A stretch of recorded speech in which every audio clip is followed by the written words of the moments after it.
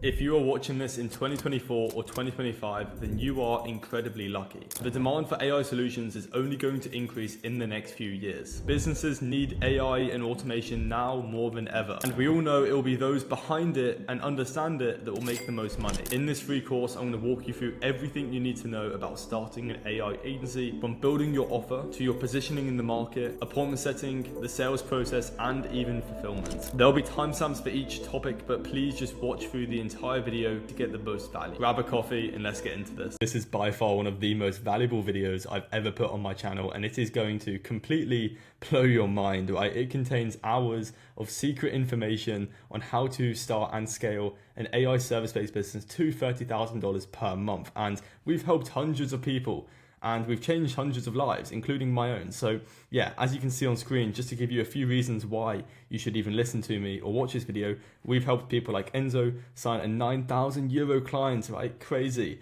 50% rev share as well. Joshua signed his first client in 7 days using the strategies that I'm going to be giving you in this video. Tengu closed a $5,000 deal, closing another 3K. Crazy. So thousands of dollars closed for my clients, and just for me in terms of why you should listen to me. What I'm about to share has allowed me to have $6K days on the back end. We've got 1,400 sales appointments I've booked from the strategies I'm going to give you in this video. 10K or 11K weekly payouts. Crazy, changed my life. So what makes these people different to you? And it's one thing, right? They aren't paying with ignorance debt. You can either pay with capital, time, or ignorance debt. And I highly suggest you watching this, do not pay with ignorance debt, because it will take you months, if not years, to make this work if you aren't watching this video all the way through at least, right? And I'm saying that because I want the best for you. So essentially, they are students of the game, and then they let cause and effect do the rest. They learn, which is what I'm going to be telling you to do. So I'm not saying you're going to be able to get crazy results like this, but I am saying I'm going to give you the exact same information and systems, or at least very close. So I learned these protocols the hard way, using ignorance debt, by not going to university and jumping straight into the fire. It took me 6 months to sign my first client, and I wouldn't wish that upon anyone. So you're going to learn everything I've pretty much learned in one single video. And here's the topics for today's AI course. We're going to cover building your flagship offer, so your primary offer, how to position yourself in the market, designing your funnel. Russell Brunson says you're one funnel away from making $1 million, and it is very true. The FLM appointment setting strategy, the 7-figure sales process, and leveraged fulfillment. This is going to be multiple hours, and I'm not expecting you to watch it all in one go. That's why there's timestamps splitting it up. So you can always come back to this at a later date, but nonetheless, those who do watch it are going to have a massive advantage. So flagship offer construction. What is a flagship offer? Now imagine you're playing a video game and you have your primary weapon. That is the weapon you use 90% of the time. And that is essentially your flagship offer. It is what you're going to be selling as a productized offer, meaning that you sell it to one person at one price point, and it's as simple as it gets. Now, your offer is the forefront of your business.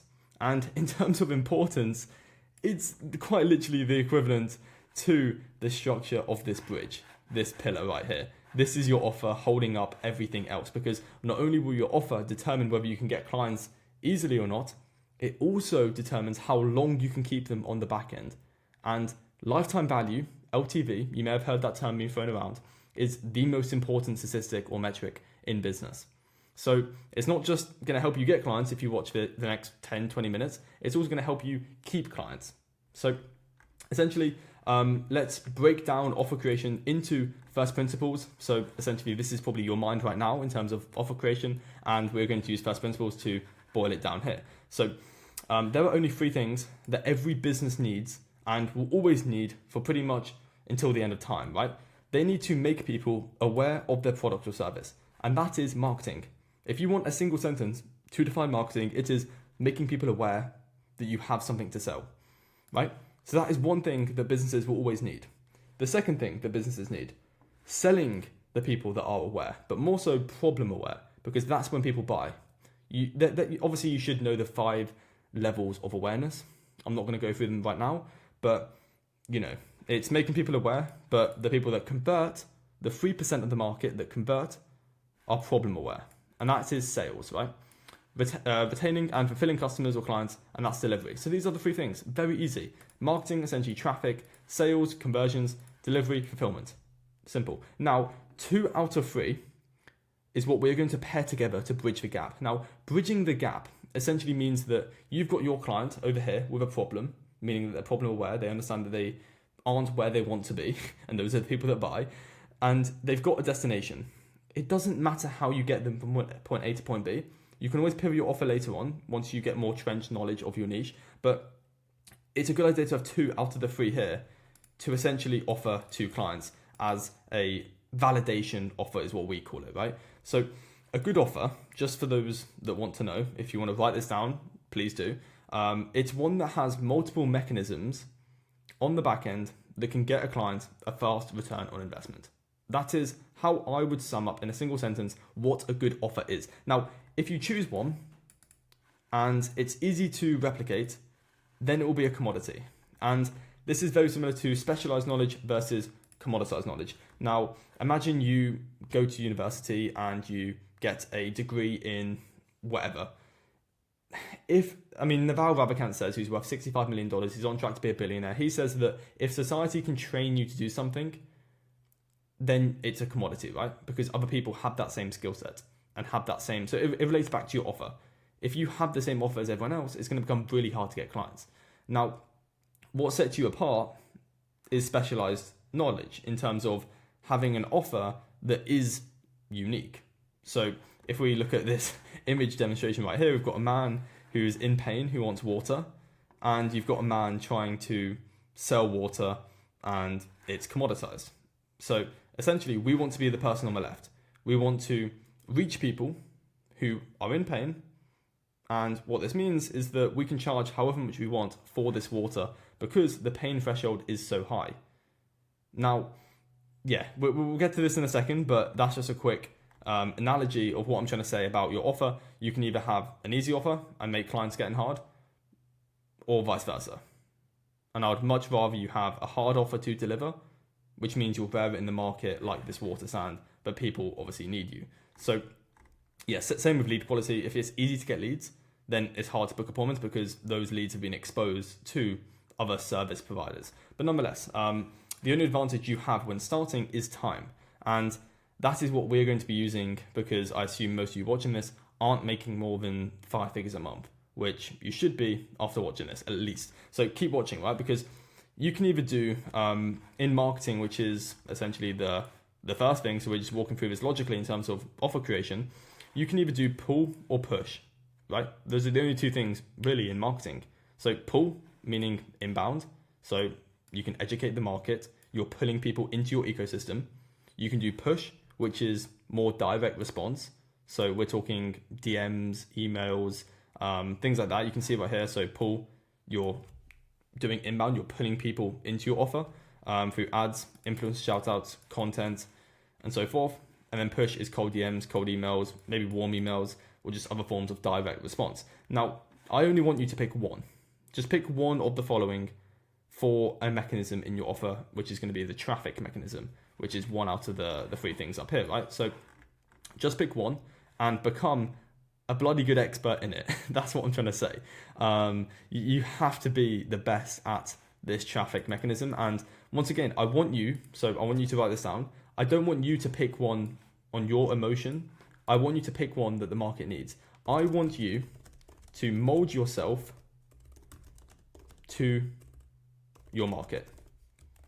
I want you to write that down if you can. I want you to quite literally be a sponge to your market.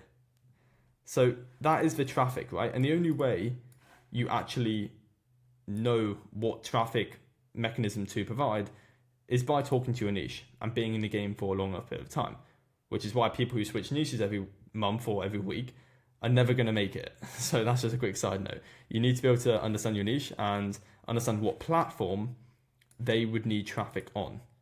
So obviously it's very niche dependent. If you're working with, let's say roofing companies, then maybe Google Ads or optimizing for SEO would be the traffic source to become an expert in. Compared to, coaches, it may be ads. or you may help them with content, right? As the traffic mechanism. So just pick one and mold yourself to the market. And obviously you can change this at a later date. So don't worry, just pick one because I'm going to show you how to validate this offer in a second. Number two is going to be sales. So you obviously need a conversion mechanism because once again, we need to bridge that gap. If you just get them leads, like, cool, it's valuable. Don't get me wrong, it's valuable, but it's not that valuable. So we want to become the best in the market, right? Once again, we want a hard offer to deliver. So you need a conversion mechanism. So like what I just said right here with marketing, you are essentially going to choose one of the following. So AI calling, AI appointment setter, AI chatbot. It could even be a pre-built funnel and pipeline in a platform like Go High Level. It could be a make.com automation as the sales thing, or it could be a free lead magnet. You can really get creative with this.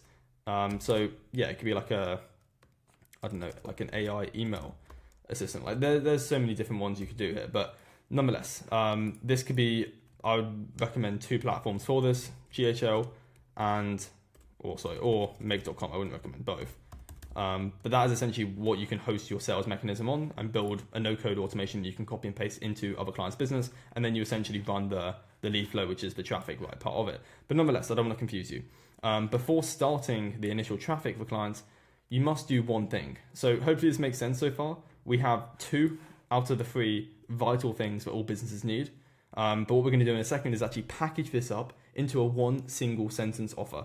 So keep watching. But essentially, before running these 2 things for your clients, you would want to check if they have an existing database, because this is by far the easiest return on investment you can do for your clients. And yeah, we will condense this down, and I'll cover this in a second, but we will condense this down into a single offer for copywriting right now using this framework. So it is the who, what end result, time frame, latent conditions, and unique guarantee framework. So you're going to follow this, and if you can, write this out on a Google Doc or on a notepad next to you. Essentially, here's the framework. We help insert who, so your ideal avatar. It could be coaches, real estate, roofing, HVAC, plumbing, dentist, Cairo, it doesn't matter. We help who? Add, so we're going to insert a quantifiable outcome in time frame, without latent conditions, things that they've tried but failed at in the past, and then insert unique guarantee. So this may be a bit overwhelming because you may not know what to include here, but don't worry, because I'm going to break this down really simply if you keep watching. So essentially, it's fine to pivot. What we are doing right now is we are essentially just getting an offer that we can validate, because you don't build a perfect product first and then sell people, right? That's not how entrepreneurship is. Entrepreneurship is like jumping off a cliff and building your parachute on the way down. You have to be prepared to build as you're getting clients. So essentially, I'm going to explain this in a second, but yeah, you need something first to offer them, which is why I'm showing you this first, right? Obviously, we need an offer to present to people. But nonetheless, how do we know what to have as the quantifiable outcome and time frame? So you may be thinking, like, how do you actually, you obviously know who you're helping probably, but you may not know like what you can offer them and how quickly you can offer them and stuff like that, and even the guarantee. So that's what I'm going to help you with right now. So take notes if you can. Essentially, what we're going to do is reverse engineer the leading indicators. Now, in business, you have lag indicators, which is the end result of whatever you want. So your goal could be to make $1 million. That is a lag indicator. And the leading indicators is what you do in terms of the micro day-to-day tasks to get to that lag indicator. So what we're going to do is break down the leading indicators. So the lag indicator would be you signing a client. Okay, so let's just say you do sign a client. Essentially, what I'd recommend is having an onboarding call. First of all, it's an easy referral. You can ask them, who do you know that would find value in what I'm giving you? And you can easily get a referral, just a quick tip for onboarding calls. And you can also ask them questions and get a vault built up and then make your offer better. But nonetheless, you would start with who your client already knows, right? So what we're doing is we're essentially reverse engineering the metric. So what you would do is you would ask if they have a database of old customers or any engaged leads in the past. Because here's how it works, right? This may look complicated, and I'll explain it in a second, but let's say they give you 1,000 warm leads from it could be old customers. It could be like, imagine you are helping med spas, right? They've helped patients in the past, right? Obviously, unless they're a brand new one, but I wouldn't recommend working with a brand new business. Everyone has old customers. So what you can do is have a limited time offer. That's what LTO stands for, which is essentially copywriting, but direct response, which means it's copywriting, so getting people to buy sooner rather than later, or now rather than later. And that's what direct response copywriting is, and that is what a limited time offer is, getting them to buy now. So you do that with urgency, scarcity, and just having a good offer. But you do this once a month, and this is just what you do when you sign a client, just to get them a return on investment as soon as possible. Because if they give you 1,000 leads of old customers or engaged leads, usually, as I said, people who are problem aware on that list, which is 3% of the market, means that they will buy or book an appointment. So you can get 30 conversions on either an appointment or on a low ticket thing, $200, $100, $500, around that price point. So essentially 30 conversions for something that's $100 a month, like a med spa treatment, just as a quick maths, it's going to be $3,000. So if you book a call funnel, which maybe your client has, where they sell something online, so obviously they want appointments and then sell their thing, you get them 30 appointments. So obviously that would probably make them actually a lot more than $3,000 unless they are terrible at closing. But nonetheless, this is what you would do first, and then you would start the lead flow process, which is the marketing in your offer and then the sales conversion. So this is just a quick tip for just getting them a really good, fast return on investment, which if you go back up to the top, that is what I said is a really important part of marketing, right? So let's quickly go down here into the lead flow process. So hypothetically, let's just say you are an ads expert, right? As your marketing part, you would spend, I don't know, $30 a day for 14 days with a testing phase. So that's obviously $420 in ad spend. Let's say you have a $10 cost per lead, which is not the best, but once again, you're probably a beginner. And I do believe anyone can get this metric. It's not hard. It's not the best, but that is around 42 leads that you'll be able to get them from a testing phase of 14 days with this ad spend, roughly. Obviously, you could get a $5 cost per lead. You could get a $15 cost per lead. This is just the average for beginners. So with a 10% ascension rate, meaning that 10% of the 42 leads take the call to action, which your client wants, that could be 4.2 conversions. So you get 42 leads and you, I don't know, sell them the $100 a month subscription, I don't know, whether it is a gym membership or whatever niche your client is in, you make them $420. Now, you're probably thinking, well, hang on, I've spent $420, I've only made them $420, I must be doing something wrong. No, it's pretty common to break even on the front end with ads or even lose money, because what you'll find is that a lot of who you help are going to be subscription-based business models, right? You're going to be helping gyms.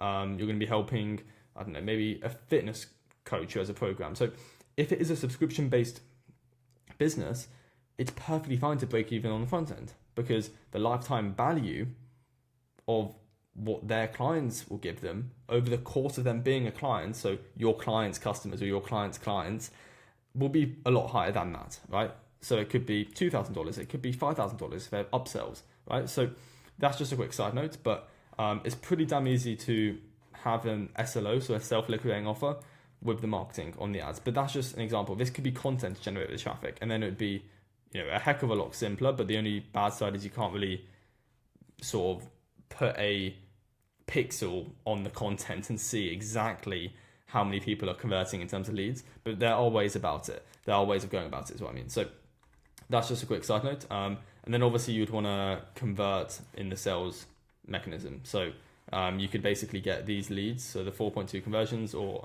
all of the 42 leads, into a pre-built funnel or pipeline in a CRM. So this is just an example of what you could have as a sales mechanism. But obviously you can choose, you shouldn't choose, but you should mold yourself to the market in your niche, right? Because it could be any of these.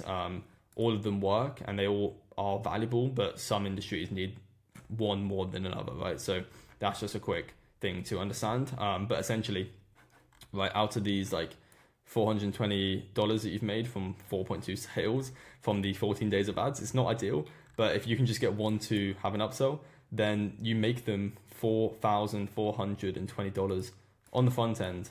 So yeah, this means that you can probably charge like a third or half depending on their lifetime gross profit. So you'd need to ask the clients, either in an onboarding form when you originally work with them, what is your LTV? What is your CAC, right? You need to understand these metrics before working with clients. So if you can have an extensive onboarding form that asks really good questions, that's actually a really good way to get across your expertise and make them see how important you're treating this. So yeah, this is just a quick side note in terms of pricing. So you could probably charge like $2,000, depending once again on their LTV, because you make them $4,420, but obviously each client could stay for like a year. Or in SaaS or like Go level, like their retention or LTV is like, I think 6 months to 12 months. So it's like pretty high. So you actually make them like 20K. So that's why you can charge like half basically. Obviously gross profit's important because not all of this is going to be profit. So once again, you need to understand their margins. But nonetheless, here's the fun part. So we've covered the boring part about essentially having this initial part that gets the client a fast return on investment in your offer. And then you can replace this with reputation management. You can do other things, but a database reactivation with an AI SMS and email drip is pretty good. And then you'd start the lead flow process and sales conversion mechanism, which is the AI part of the offer. So yeah, let's get to the fun part, which is putting a shiny name on your offer. So here's some examples of ones that I've done and that have worked. So for example, install our 4-step AI growth protocol. It's just a name that you're putting on the offer. And to summarize it, let's quickly get, this is meant to be up here, but you'll like this a lot. Okay, this one's gone down here now. Basically, let's quickly put this down here and this down here. So what makes these two products different in the drinks industry? So we've got San Pellegrino, which is a competitor to Coke, Fanta, Sprite, all that stuff. You've got Liquid Death, which is a water drink. What makes them different, right? Well, San Pellegrino, they've put a lid on their can. Fundamentally, it's the exact same drink that tastes like a bitter Fanta, but they've just put a lid which positions them differently in the market. Now, it's a drink that you can probably have at a wedding. Compared to a Coke, you can't. Same with Liquid Death, right? How have they been able to break through and make almost, I think, $1 billion in sales? Well, first of all, it looks like an alcoholic beverage. So it's the label that they've put on their brand that's allowed them to be different and become a monopoly, right? It's allowed them to have their own market essentially. And that's what you need to do with the shiny offer headline. So you have your boring stuff and you don't sell any of this stuff. You're going to sell the bit I'm going to cover in a second. This is just so you know what you're doing, right? And how to get an actual quantifiable offer, at least an example metric. I'm not saying that you're going to be able to get a client this, but if it goes well, and obviously not everything goes well, but you get the point. At least you have some number to go off and you're not just making it up. But nonetheless, hopefully you like that demonstration about them just quite literally putting a different twist on their product to make them stand out. And that's what you're going to do with the front end marketing to get people to buy your AI service, right? So nonetheless, we're going to go back to this and quickly plug and play what we've covered. So we help, let's just say, fitness coaches add, just like what we said about the numbers. This is this, if you go up here, this is the number that we said right here, but it's pretty much proven that if you can price your thing in either a 5 or ending with a 7, it always does better. That's why people have 997 programs or things like that, like high levels, 497. But yeah, it's because 7's a really good number. But nonetheless, like we help fitness coaches add this in 14 days without cold outreach, relying on referrals, or taking sales calls. PS, so this is the unique guarantee. If it doesn't work, I don't get paid. So that is your offer summed up. Now, I want you to plug and play this and have a think about what the market needs in terms of the lead flow, so the marketing, the sales conversion, and then packaging it up by essentially reverse engineering the leading indicators of you getting a rough idea of what you can deliver for clients. And then this is important. You can, just like what I said about here, about putting a shiny name on your offer, you can do a shiny name for a guarantee, and that also works really well. But this works more for like pull, so inbound marketing. But nonetheless, Now we need to validate it for organically. So yeah, we need to validate it organically, if I can actually read, for product market fit. Now, how do we validate an offer? So essentially, product market fit, there's a lot of definitions thrown around there. We're just going to use the Y Combinator definition, which, you know, is just it's a VC firm basically that helps startups in the like more hyper growth startups just scale with funding and stuff. But essentially, their definition is your first 10 non-affiliated sales. Now that's for software startups. So, you know, if you're an agency and you're selling a bit more high ticket, you could say your first 5 non-affiliated sales. Non-affiliated meaning your friends aren't buying this, or people that like you aren't buying this, because obviously they can be biased and not actually true. So yeah, you essentially get busy talking to your niche organically. But once again, I'm going to cover this in the appointment setting part of this training, so keep watching. But nonetheless, before we get into this, I've purposely put everything laid out to make you win. So yeah, I wouldn't recommend skipping, but you do need a higher position in the market. Otherwise, it's not going to work, because even if you reach out to your niche right away, you're just going to get rejected. They're going to ghost you. It's not going to work because you probably don't have a good positioning in the market. So that's why I'm going to show you how to market yourself and how to essentially be an expert, right? Now, I've gotten responses from people that actually have like 1 million followers on Instagram or even more. Now, how is this possible? Well, it's all about your authority and position in the market. It's how people perceive you, which is way more important than pretty much anything else besides LTV in business. So 90% of your prospects that you message, whether it's LinkedIn, Twitter, TikTok, Instagram, Facebook, emails. I mean, emails, obviously you don't have a profile, but it's essentially they will view your profile, which is why you need to have a good position in the market. And this just is cost per view. But essentially, this is like an actual metric in advertising, right? So cold DMs is just a form of advertising. You're just spending your time, right? And as I said, you can either spend your time, money, or ignorance debt. And by watching this, it's going to be time or money. But nonetheless, the first thing people are going to do when you message them is check your profile to see if it's worth their time responding. So within itself, branding is association. So association meaning it's what you see someone with, or who they are with, or the environment they're in. And that's what you essentially associate people with.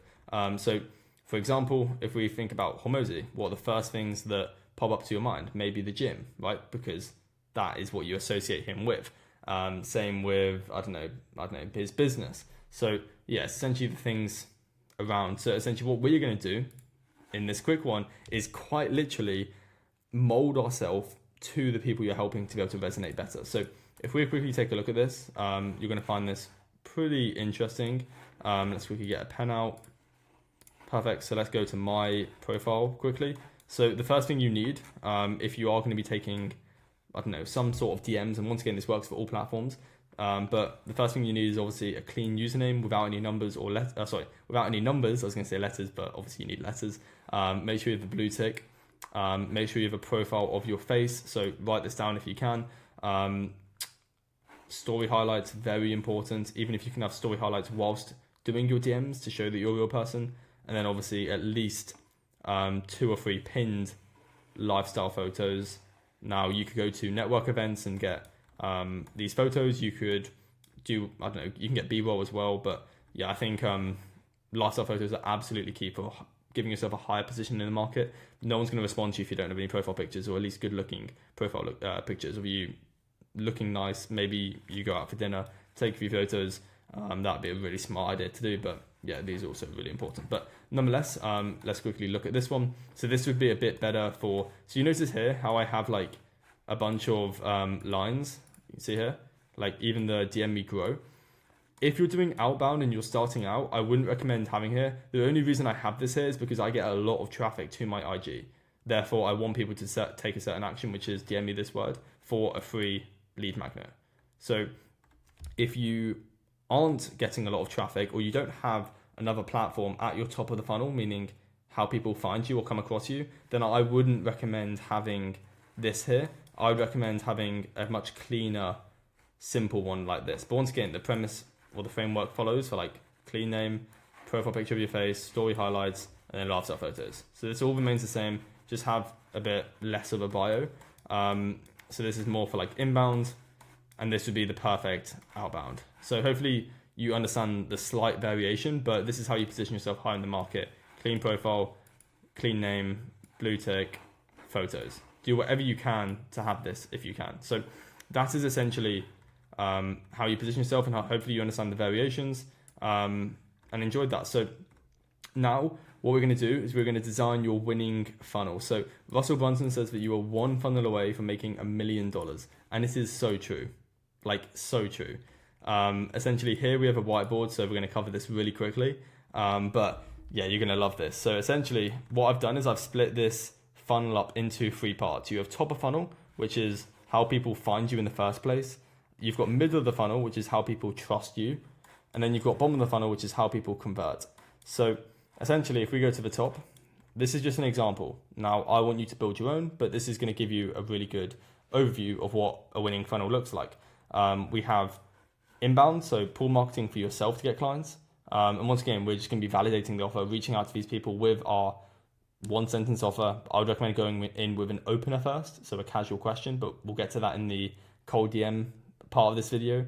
But essentially, 3 YouTube videos per week. So this is more long-term. You're pulling people into your ecosystem. You're creating content assets, which also act as the middle of the funnel. But nonetheless, 3 YouTube videos per week, daily IG reels about whatever you're selling. If you're selling AI, just talk about AI, talk about the newest software, talk about automations, and make it unique, essentially. For direct response, so short term, I would recommend starting with 60 Instagram DMs per day. If you can't, DMs are fractal, meaning that if you can't book appointments from 100 DMs, it's unlikely the next 100 will be any different. Or likewise, if you can't get a client and you message 2,000 people on Instagram, it's unlikely the next 2,000 is going to give you any different drastic results. So start with on a micro, make it work, do a bunch of follow-ups, spend most of your time doing follow-ups, not messaging new people, and you will get there. And also follow 100 ICPs per day, so ideal client profiles, and you have to trust the process. You can pause the video and look at the leading indicators and lag indicators for that. But essentially, these work together because the more you post on IG, just make sure you, if you can, make sure you remove your content on IG or Facebook or whatever platform you're on from the actual profile grid. You want it on the Reels part only. That's just a quick tip. But essentially, these work together because the more content you post, the more followers you get, the more authority you have in your niche, and that helps you get more appointments through outbound. And likewise, the more messages you send, the more people that click on your profile. So they literally go hand in hand, which is amazing. And then all of this traffic at the top of the funnel should go to some lead magnet. It could be a free brainstorming session for your niche. It could be you could even take a part of your offer and have that as the free lead magnet, which I'd highly recommend, because if you aren't booking appointments and you are doing the volume, it's probably because your positioning isn't great in the market, which you should be, you should have solved by watching this and actually taking action. But also, if you're doing the volume, it's probably because you aren't leading with value and you don't have that trust in the brand. So you need to gain that trust through offering your niche something for free, but make it something you can easily replicate. So you're not just spending all your time delivering free stuff for clients, right? You want something that you can plug and play into their business that's free, but like it works. So that's just a quick tip. And that's what I would personally have if I was starting all over again as my call to action in all of my top of funnel activities. I would send them to a free lead magnet. It could be a Google review automation. It could be, you can really get creative with what your niche wants. But yeah, that's just a quick tip. If you are lacking appointments, do that, please. It's going to help you so much.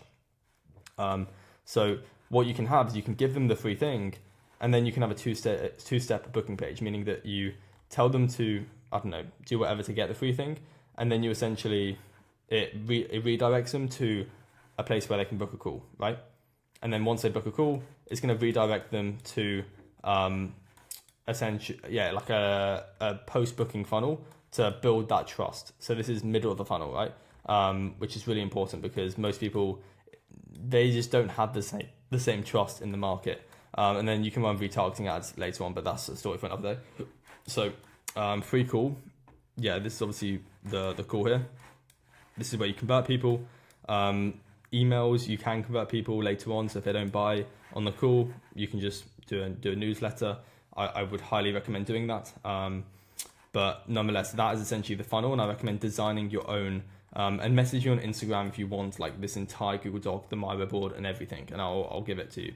So that is essentially designing your funnel. And what you'll find is like you need to find your growth lever, which is the hardest part, but it's your mission as a beginner.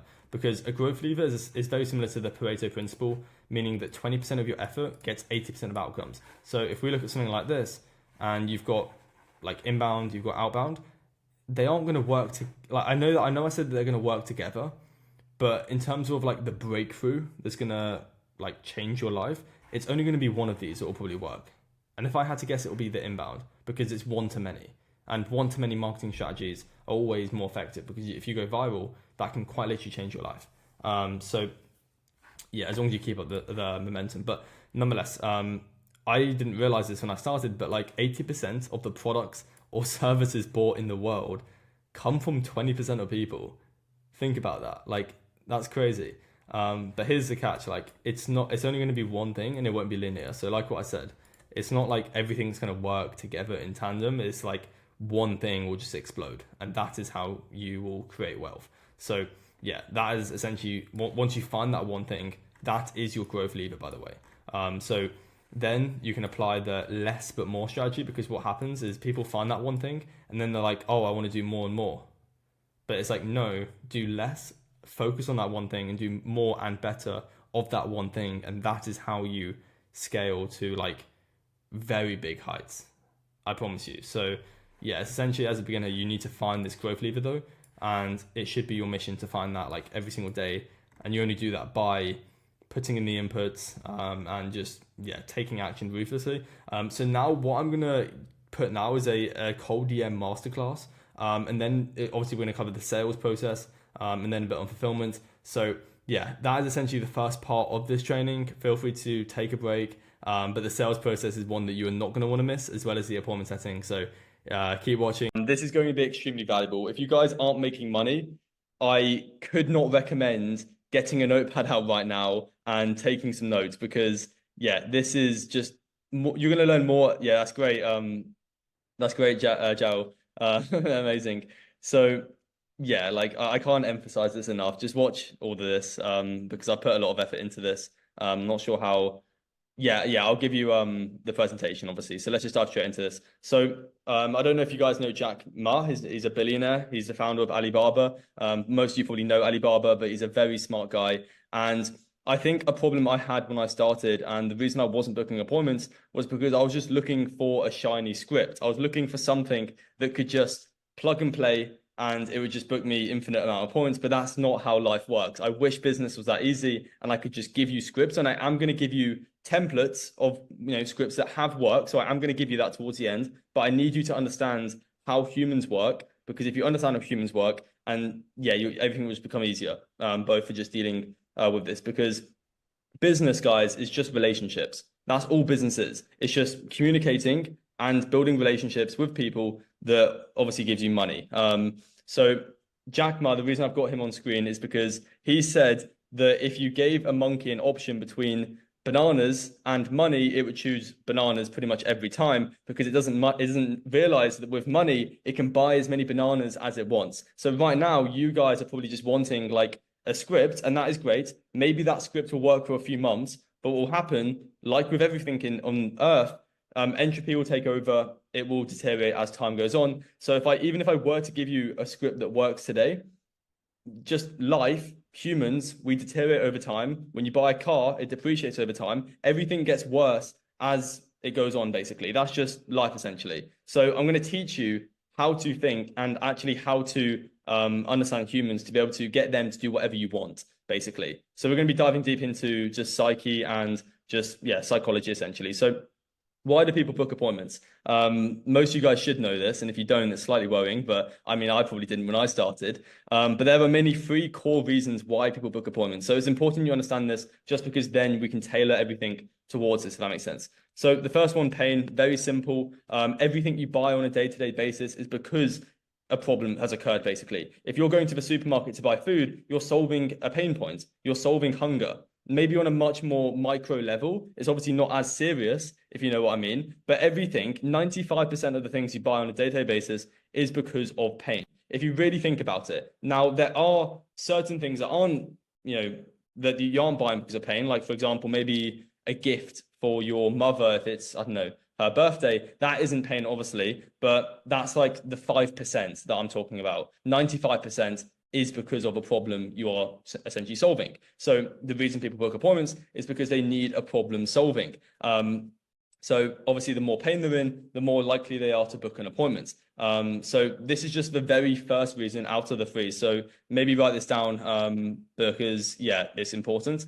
So action threshold is the second one. So how action threshold works is it's just the threshold for when humans take action. So I know there's so many videos on procrastination on YouTube. Like there's a bit of a self-help, not dilemma, but it's a bit of a weird industry where there's a lot of like gurus on self-help that I personally just don't agree, because in my opinion, procrastination comes from when you're just not in a discomfortable position, if that makes sense. So it's like sending cold DMs is uncomfortable, but if your current situation where you're living right now is more uncomfortable, then you'll send that DM because it's more comfortable. Does that make sense, guys? Hopefully that does. So that's just very simple. And it's the same with people booking appointments. When their pain has exceeded the kind of like action threshold, if that makes sense, that is when an appointment takes place, as well as the other thing, which is curiosity, but I'll get to that in a second. So yeah, very simple, but action is just taken when the pain of their current situation exceeds the might lose threshold. So that's just like risk aversion. We'll talk about that in a second, but hopefully this is making sense what we've covered so far. So we basically just said why people book appointments. The first one is pain. Your service is just, a solution to what people are struggling with in the market. And action threshold is just based on their human just tendencies, essentially. Everyone has a different action threshold. So everyone is more like risk adverse than other people. So for example, let's just say me, for example, maybe I'm just biologically in my DNA more likely to take risks, or you could be more likely to take risks, but it's not black and white. So it's not like, does everyone have like, I don't know, this risk? It's just on a spectrum is what I'm trying to say. It's like, to what extent are you, risk adverse, or I don't know, other types of, tendencies for just human behavior, essentially. I think a main problem people have when they start business is it's very black and white. It's like, does SMMA work? That's just like not a great way to think about any problem. It's more on a spectrum. It's like, to what extent is it a good idea to start an SMMA? Does that make sense? So it's like everything works, but you should think about every problem you have on a spectrum, essentially, which is just a really great way of looking at life. But yeah, people do not book appointments for no reason. If someone schedules an appointment, that means that they spend about 2 to 5 minutes out of their day going onto your booking link, typing in their information, and then scheduling an appointment. They don't do that for no reason. If someone has booked an appointment with you, it's because they have a problem. So hopefully that provides you with some relief in that when you do get an appointment, you know that it's because there is a problem they are experiencing, and it's kind of your job to find out what that problem is on the call, essentially. So curiosity is the third reason. So those are the 3 reasons why people book appointments mainly.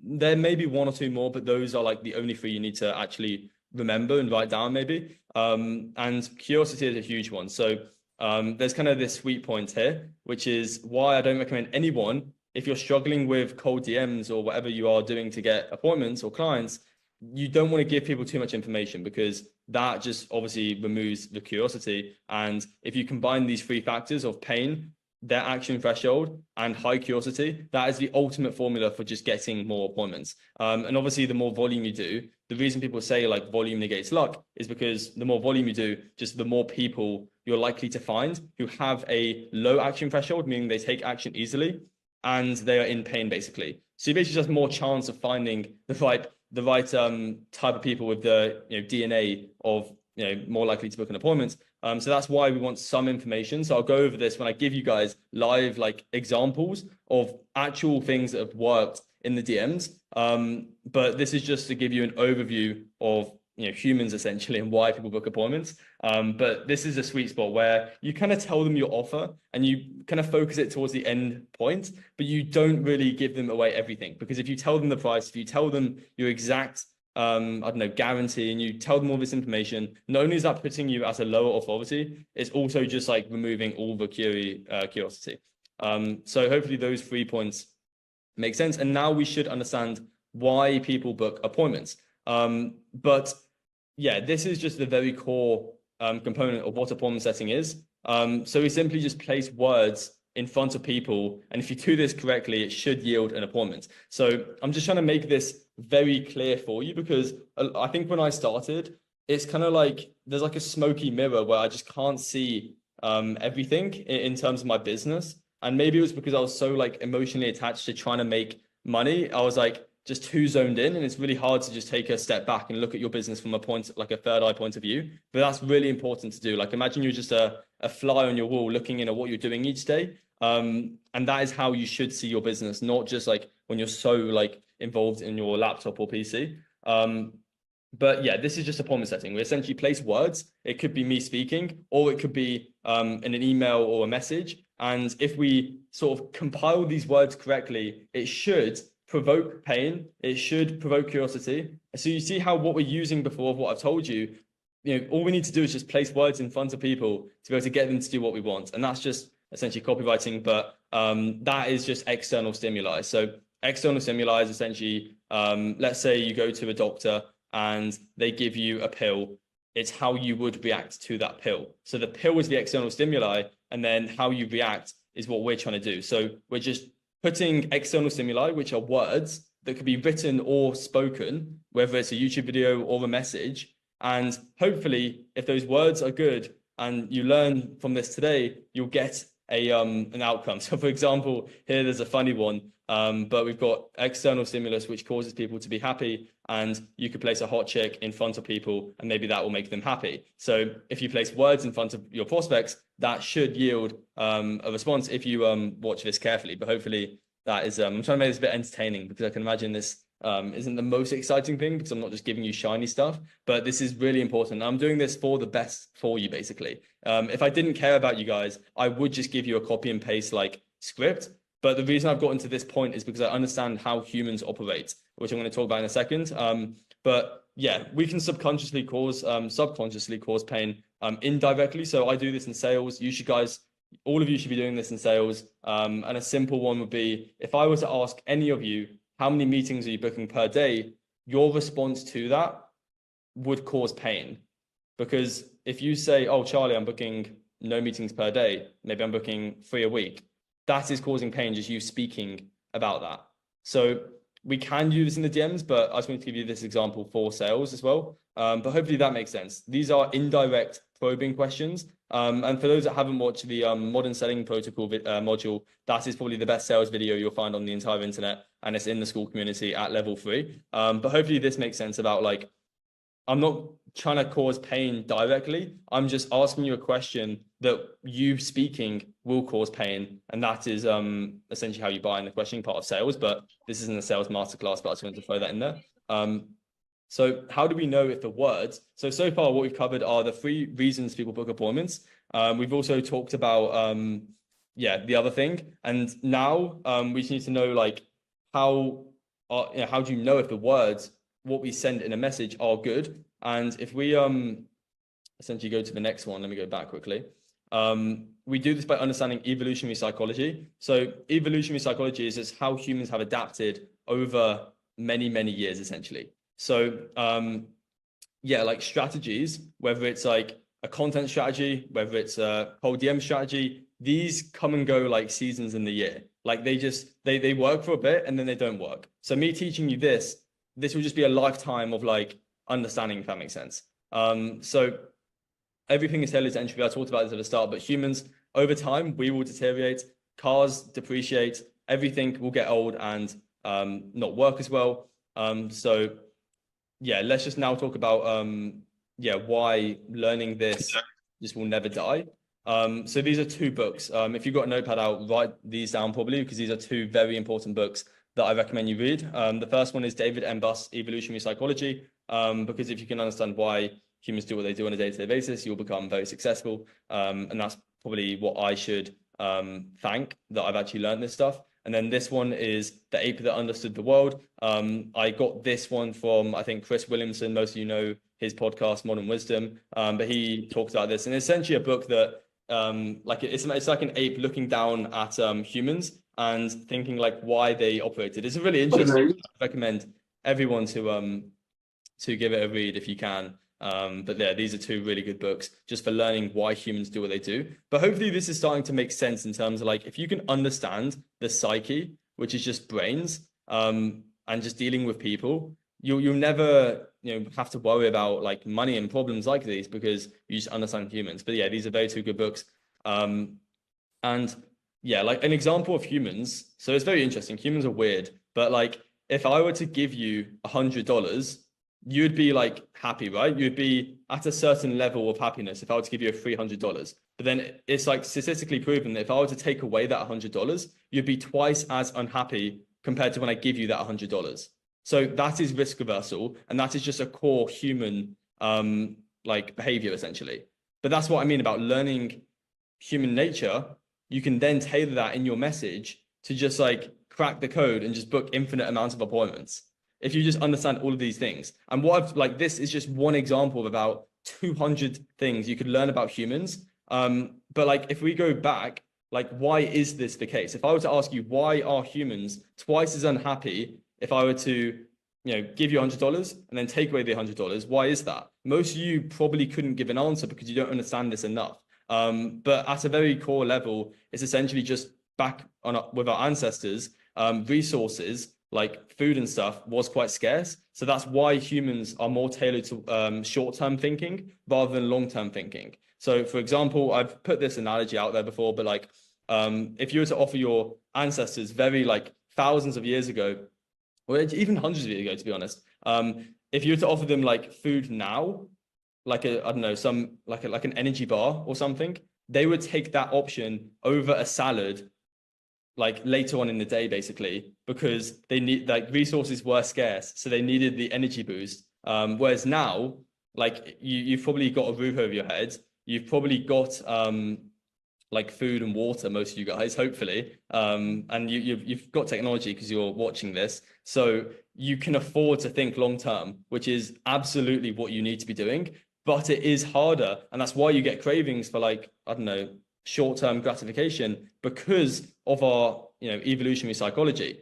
So hopefully this makes sense. It's a bit, I wouldn't say this is off topic in terms of appointment setting, but it's just why humans do what they do, and it all links back to evolutionary psychology, which is why I've told you to read these two books. But anyway, let's go to yeah, I've just talked about that, so I don't need to go here. But we can like counteract this. So this is just one thing. Like if you were to read these two books and take notes, you'd probably get like 50 to 100 of these yeah, like cognitive biases, like why humans make decisions and things like that. But we can just print appointments by like doing the opposite. So if humans hate risk, I don't see like many people offering free lead magnets for outbound. So most of you know what a free lead magnet is. It's essentially, if I were to create content, I could say, DM me the word, I don't know, appointment on Instagram, and I'll send you this presentation. So if I was recording a YouTube video, I quite commonly do this where I basically just say like DM on Instagram, and I'll send you the document that I'm screen recording. And then that's a way just to get people to DM me. But you can use this in outbound by essentially, imagine you've got your offer. Your offer should be like multiple different things that create your offer, if that makes sense. So you can just offer one part of your offer as a free lead magnet for outbound. So let's say you're running ads, you've got an AI appointment setter, and you've got a database reactivation, and maybe you've got something else. I mean, the more mechanisms you have in your offer, the better, because the harder your offer is to deliver, the less competition there is. And then that makes it easier to book appointments because obviously there's not as many people reaching out. Because yeah, niches are never saturated. Like your niche isn't the problem. It's just you're offering the same thing everyone else is. So the harder your offer is to deliver, the easier it is to get clients. But that's a story for another day. I mean, that's the same with everything, to be honest. The harder it is, like today, the easier your life will be, like, because everything is just delayed gratification. But my point is that you could just take a part of your offer and offer that as a lead magnet in the DMs, because people love free stuff. I cannot explain why. I guess, yeah, it's just our human like tendencies, but people love free stuff. Yeah, it's weird. But like if we go back, like an example, and you'll understand this once I show you actual examples of like appointments and stuff. I mean like the copywriting, but this could just be anything that you can offer to a client to get them on a booked call that doesn't really take you too much time. So a bad example was there was one guy I was working with, and he offered people a free like AI calling system, but he had to code for like 2 hours to give them the free AI like calling system, if that makes sense, because it was tailored. That wouldn't be a good free lead magnet to offer people in the DMs to get them on an appointment, because it takes you 2 hours. So you want something that's kind of a part of your offer, and most of you will know what that is, and then just tell them like I'll give you it for free, and then just get them on a call basically. So I'm trying to think of a good one. It could be like a database reactivation, or it could be giving them like a snapshot on Go High Level or something, because you obviously don't need to do that. It's just copy and paste. So you could say to them like, I don't know, give you, I don't know, an infrastructure for Instagram DMs, and you could just give them a snapshot like to get them on an appointment. And then obviously the reciprocity is there, so they'll probably just buy your thing if you can give them value first. And that's honestly what I'm doing right now. Like, because I've built a bit of a brand, I honestly don't hop on too many meetings to like close clients at like 3 to 5K packages. I kind of just hop on a 10-minute value call, and I just do a quick audit of their business, and then I just get them to pay in the DMs basically. So I don't really hop on too many meetings anymore, but that's kind of because I've built a brand. But most of you guys need to build that trust on the meeting more so than me. Like for me, I can close people in the DMs without hopping on calls. But for most of you guys, you don't have that middle of the funnel as strong as I do. So I've got so many YouTube videos that acts as my middle of the funnel of like, people can watch 7 hours of my content, then buy my thing without jumping on a meeting. But for you guys who don't have that much content, you just need to make up for that maybe in a 1 or 2 call close. And obviously the colder the lead is, the more calls you'll need to have to close that client. So if you're just cold calling, maybe it'll take like 3 calls to get them to give you $2,000, because they don't know who you are. So you have to make up for the lack of the middle of the funnel on the actual meetings, if that makes sense. But for those that don't know, like top of funnel is just how people find you. So that could be cold calling, it could be creating content, it could be running paid ads, it could be influencer shout outs. Obviously, the more creative you get, the less competition. So that's a bonus out there. But the middle of the funnel is just how they nurture. And there is like a 7-hour rule for content, meaning that people usually have to watch 7 hours of your content to be able to buy something. And then the bottom of the funnel is just conversions. But what I'm saying is, to get people onto an appointment, you can just offer them something for free. And that's a great way to do it. And I don't see many people doing this. So I'm kind of giving you some source out here. And from everyone that I'm coaching right now on a much more personal level, this is working extremely well, where we basically just offer people stuff for free. But I'll explain that in a second. So now we've gotten the boring stuff out of the way, and we've talked about humans and why they do what they do. Now let's actually get into some just formulations, so how you can build your copywriting. So obviously this is linked to evolutionary psychology. A touch point kind of is, people like to know where you've come from. But this would be your like main juicy offer essentially. So once again, it depends what you're offering to clients, but it should have 4 of these colors in here. So the first one is, we don't actually include this in here, so it's not the best.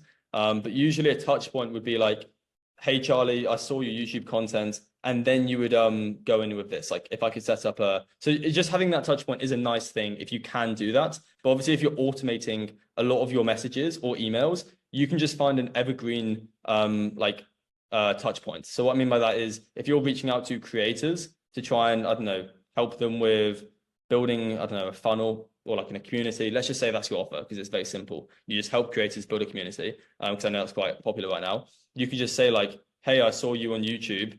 Would it be helpful if I could do this, this, and this? So that's just like an evergreen one, because you're just sending the same like message, but it's kind of personalized because they probably are on YouTube, but they don't know that you're just saying that to everyone. So that's just an evergreen thing that I would include as a touch point if I were you guys, because obviously just personalizing each message will take way too long, but it can be done if you want, and it depends how much time you have. But this is like a good middle, like second message. So I'll go over how you get people to respond to your first message, but this is a good second message. So it's like, let let me put myself at the bottom. If I could set up a killer AI problem setter that would manage your inbound lead flow 24/7 and get you X results. So the more specific you can make this kind of number here. So if you could say like, I don't know, 7 clients in the next 30 days, would you find this valuable? And that's a fair call to action. Notice how I'm not asking them for a booked appointment. I get emails and DMs, probably I get 10 cold DMs per day. I probably get like 5 cold emails per day. And a common theme is people send me one email and it's like, hey, Charlie, do you want to hop on a call and we can go over this? It's like, I don't know who you are. I'm not just going to jump on a meeting with you. So you need a fair call to action. For example, if I could set up this AI appointment setter and it could get you 5 extra clients, would you find this valuable? That's something that they can, like, you see how it's much fair? Like, it's not, it's like, you're not asking for a yes. You're just asking for like a kind of maybe. And that's the best way to go about it. So you can't, it's like with content, it's I think Hormozy talks about this a lot, where he's like, you can't ask for too much if you haven't given in terms of the call to action. And you can't do it too often. So for example, if every YouTube video, at the start of every YouTube video I made, if I said like, book an appointment with me, no one would probably watch my content anymore because I'm just asking way too much. Whereas if you make it kind of fair and you give value and then you just ask for an appointment, it's like it weighs it out. It's kind of like even, if that makes sense. So with this, we just kind of get like a neutral call to action. It's like, would you find this valuable? Like, probably. It sounds like interesting. And then obviously this would be a new message underneath that message saying you only pay if you like it. And I love what you're doing, just as a compliment. But this is risk reversal. So this is, as I said, the $100 bill example. That is a new message underneath this, which just makes it stronger. So you could do it without this, but this just makes it even stronger. And if you were to say like, PS, I'm happy to do this for free, that would be like even better and you'd get so many appointments. But most of you guys, you just aren't getting enough appointments, which is why you're not making enough money. I would rather you guys say that you would like set it up for free and then try and overcome an rejection on a sales call rather than get no like sales calls in the first place, which is probably what most of you guys are getting. Like if you aren't getting minimum 3 meetings per day, I would rather you just offer people for free. And what happened with me, like when I was doing this, is I would say 60% of people forgot that I said I would give it to them for free. So then I was just having sales calls and I would just like try and say the price. And if they did remember, if they were the 40, 30% that were like, oh, I thought you said you'd do this for free, then I'll just say to them, oh yeah, you're right. I forgot I sent that to you. I'll do it maybe free for like a week. And then you just sell them. So hopefully this is starting to make sense about making it a fair call to action and not asking for too much. And you can have heavy risk reversal in the message underneath the second message, if that makes sense. But obviously this would be replaced. So you would put like whatever you're doing here. And if you're running something that is maybe a bit overexposed, like Facebook ads, I would not include that in your message. I wouldn't do that, but maybe this could work because AI is kind of trending right now. And I'll give you a good example in like 2 seconds. So yeah, like AI is one of those things that like some people love it, some people hate it. It's just like if I put a spider in a room, like one of you guys may like the spider, one of you will probably hate it, and then one of you just won't mind it. So AI is kind of one of those things that like if you say it to people, someone will probably want it, and then someone will hate it and reject you, but it's what it is. But like if you're running Facebook ads, like yeah, it's hard, but you know what I mean. People are more against like Facebook ads at this moment.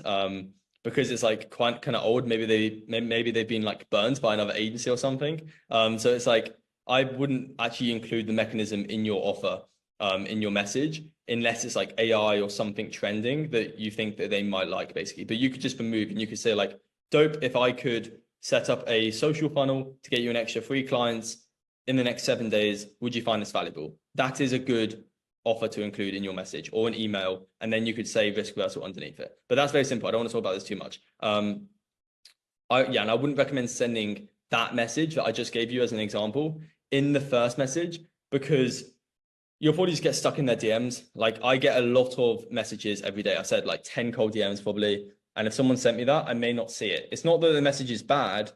It's just that I probably wouldn't see it. So it would much be better to just have like an opener that has a 15 to 20% first reply rate. And an example of these could be these 3. If you're working with med spas, you could say something like, hey, Sarah, are you currently offering injectable dermal fillers? Because it's like, it's a question that's going to get a response and it's quite unique. Or another one could be, if you're working with real estate agents, you could say something like, hey, John, do you do residential or commercial real estate? So it's just a simple question that gets a response. That's as simple as I can put it. Or if you're working with coaching, you could say, do you have a back-end one-to-one offer right now? So these are just to get a response. That's all we are trying to do. We're not trying to make them think, because if you ask a question and it's like, hey, Charlie, are you, I don't know, you get what I mean? Like if someone to ask me a question and I have to think about it, there's more friction, meaning that I probably won't respond. Where if it's just a simple question like, hey, do you do one-to-one coaching? I'll probably respond to that. And some people say it's a bit baity in terms of like you're baiting them to respond, but it's like your beliefs that you have right now, like what you think on a day-to-day basis has gotten you to your position in your current life. Because how you think determines what decisions you make, and everything in life is just cause and effect. You send a DM, you're going to get an outcome. However, maybe a DM for your niche and your offer isn't the right way to go. So it's like your beliefs have just made you what you are today. So just because you think something doesn't mean it's true. If anything, if you're a beginner, it's probably not true, because there's a lot of learning that needs to be done to be able to get to the point where you want to be. So yes, it is a bit baity. You'll get some people tell you to like, I don't know, go away or whatever, who are angry, but it is what it is. You'll get a very high first supply rate and you can't have everything. Yeah, that's just a general rule. A good quote is you can have anything in life, but you can't have everything. That's quite a good quote. But these are some openers, and the best ones are ones that haven't been seen before. So maybe you haven't seen like this one, or maybe you have seen this one, but the best one for your niche is one that uses their terminology. So if you're working with like dentists, you could say like, hey, do you offer like veneers? Or like ideally a more like technical like dentist treatment would be better. And just having that as a question to get them to respond. But once again, you guys know what niches you're in. You can create one that hasn't been seen before. And like what I was saying with the monkeys and the bananas, don't just like copy what other people do. We need to think basically. And it's quite easy because I think humans are very wired to be like lawyers rather than scientists, because it's just how we're brought up essentially. But you need to be scientists and you need to just create new things. And I think that's a very good tip basically. But yeah, obviously entropy. So like what I was explaining and how everything is just designed to get worse, like competition increases entropy. So the more you use a car, the worse it's going to get, the more it's going to depreciate. Like the more you, I don't know, smoke cigarettes, probably sooner you're going to die. So it's like the more you send your offer that is like everyone else, obviously it's just going to burn out. Like if everyone started, I don't know, what's a good thing I'd recommend to today? Probably like create content. But like if everyone creates content, it's probably not going to work like in 6 months. So then that's when a new thing comes. And that's what I mean about everything comes and goes like the wind, just like new seasons in the year, from like summer to fall to like winter. Like it's just like, you know, that's just strategies in business. So that's why it's really important to learn static principles. And that's why I'm telling you to read these types of books, because you can hopefully see what I'm explaining like is how you should be doing it. And I generally want the best for you guys. And that's why I'm telling you this.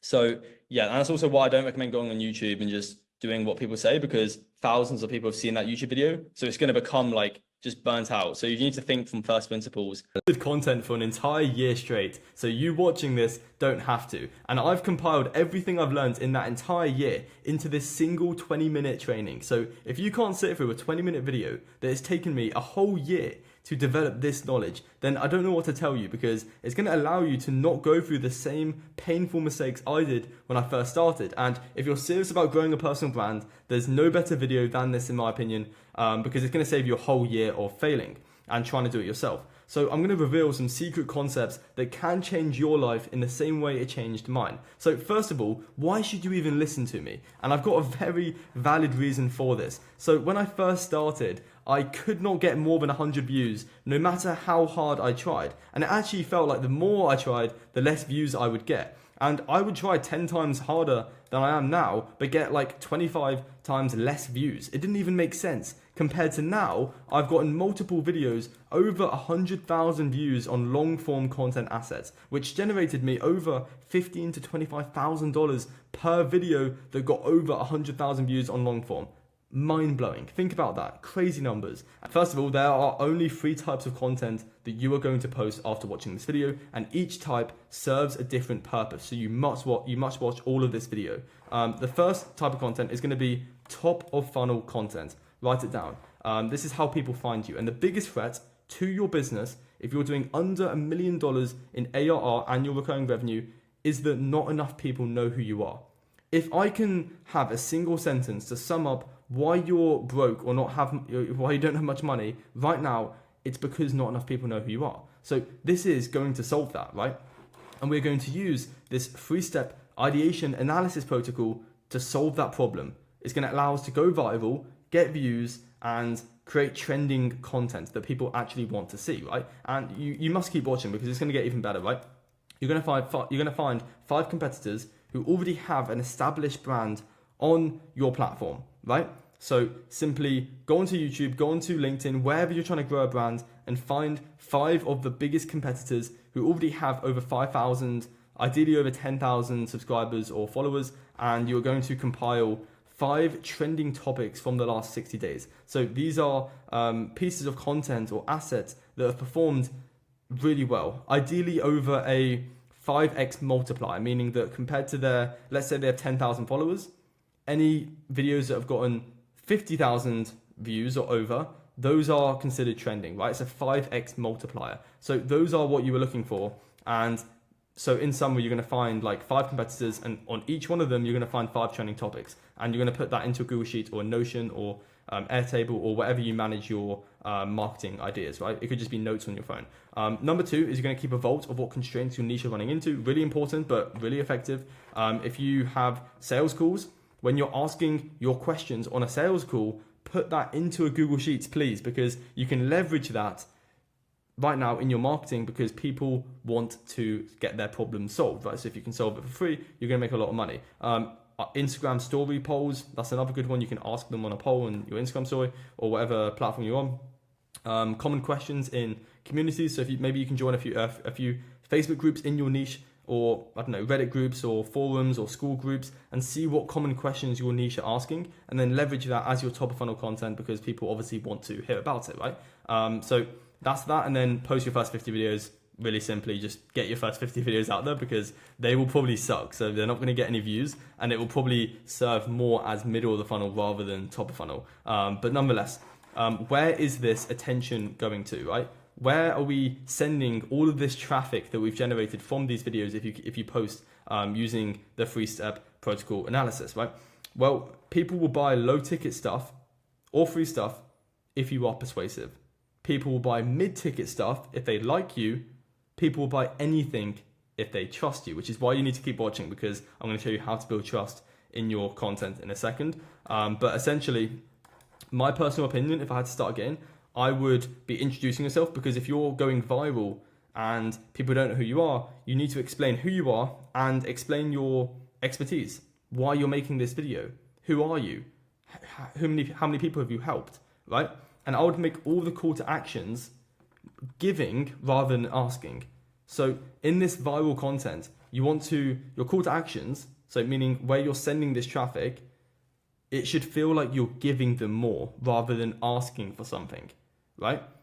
Because as I said, people aren't just going to buy high ticket stuff if they've seen you once. That's not how it works. There is about a 5-hour or 7-hour rule in terms of people have to watch about 5 hours or 7 hours of content to actually purchase something high ticket, right? But nonetheless, you're going to send people to more of your free videos using end cards on YouTube or other free videos. So what this would look like, let's say this video goes viral, you've never seen me before. At the end of this video, I would personally be getting you to watch another one of my videos. So you start to get introduced into my ecosystem. So whenever I post a new video, you're going to get that on your homepage because the algorithm knows that you've watched a few of my videos and like it, right? So that is where I would be sending my traffic if I go viral, if I know I'm creating a top of funnel content video.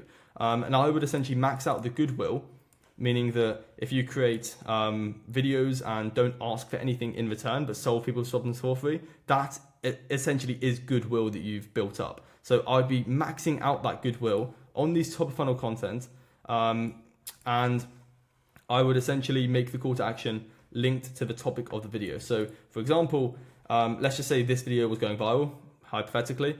I would essentially say to you guys, DM me on Instagram for this whiteboard if you want it, right? And that's a good lead magnet because it doesn't require me to do anything, and I still get you to message me on Instagram, and you'll enter my ecosystem, right? So that's just an example.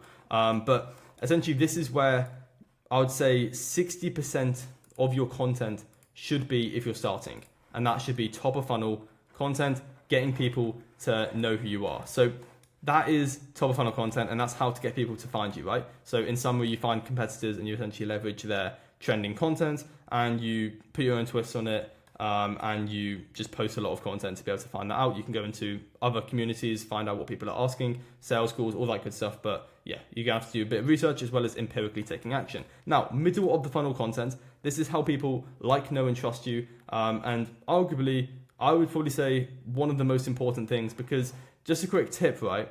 Most agency owners don't have a middle of the funnel. They send a cold message to someone and they book an appointment.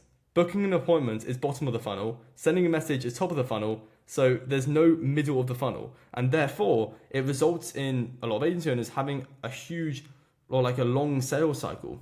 1, 2, 3, 4 calls to close a client, to get them to give you their card info. Crazy. I can close clients in the DMs just because I have such a strong middle of the funnel. And this is the part that most people skip. And it results in a longer sales cycle. This is what I'm saying. You need to watch this whole video. And there's only probably going to be 10 more minutes of it. So yeah, keep watching. But these videos won't get views. Like, full transparency, the purpose of middle of the funnel content is not to get views, but it serves a different purpose. Now, here's an amazing quote. People who tell stories rule the world. If you can inject authenticity into your content, that equals a long-term sustainable brand that is going to separate you from others, because it's going to allow your followers and audience to resonate with you so much more on a much more deeper personal level, right? So don't be afraid to get personal. Don't be afraid to mention your insecurities, what you've tried, what you've failed at before, what you've, just your experience with everything of life, how you got to this stage where you are right now. Did you, I don't know, quit your 9 to 5? Because that's going to resonate with people, right? So you're going to build up a bit of a tribe along the way. So that is essentially middle of the funnel content. And let's just say you are creating content about like automation or AI or ads. Maybe you're a media buyer, right? This would be more of like, I don't know, maybe your favorite books about business, or maybe your favorite life lessons. It would be not really related to your to your primary like content, but it would still be related to business and why you're here, right? So that's just some ideas for what you could create as content. But nonetheless, where does this attention go? So ideally a free lead magnet around the video you are making, right? So it could be this Mario board for an example, or maybe the template of what you are showcasing, right? So that's just an example of where I would send the traffic as a call to action for middle of the funnel content, because I'll show you how to basically convert this traffic in a second, and that's bottom of the funnel content. So you need to keep watching. But nonetheless, my personal opinion is you have to create more long form videos if you want better middle of the funnel. So explain why you started helping who you're helping. So for example, when I started, I helped fitness coaches because my thought process was if I could get them more clients, they would be helping more people get fit. And overall, it's a good thing for the world, right? So if you explain that, people are going to resonate with you.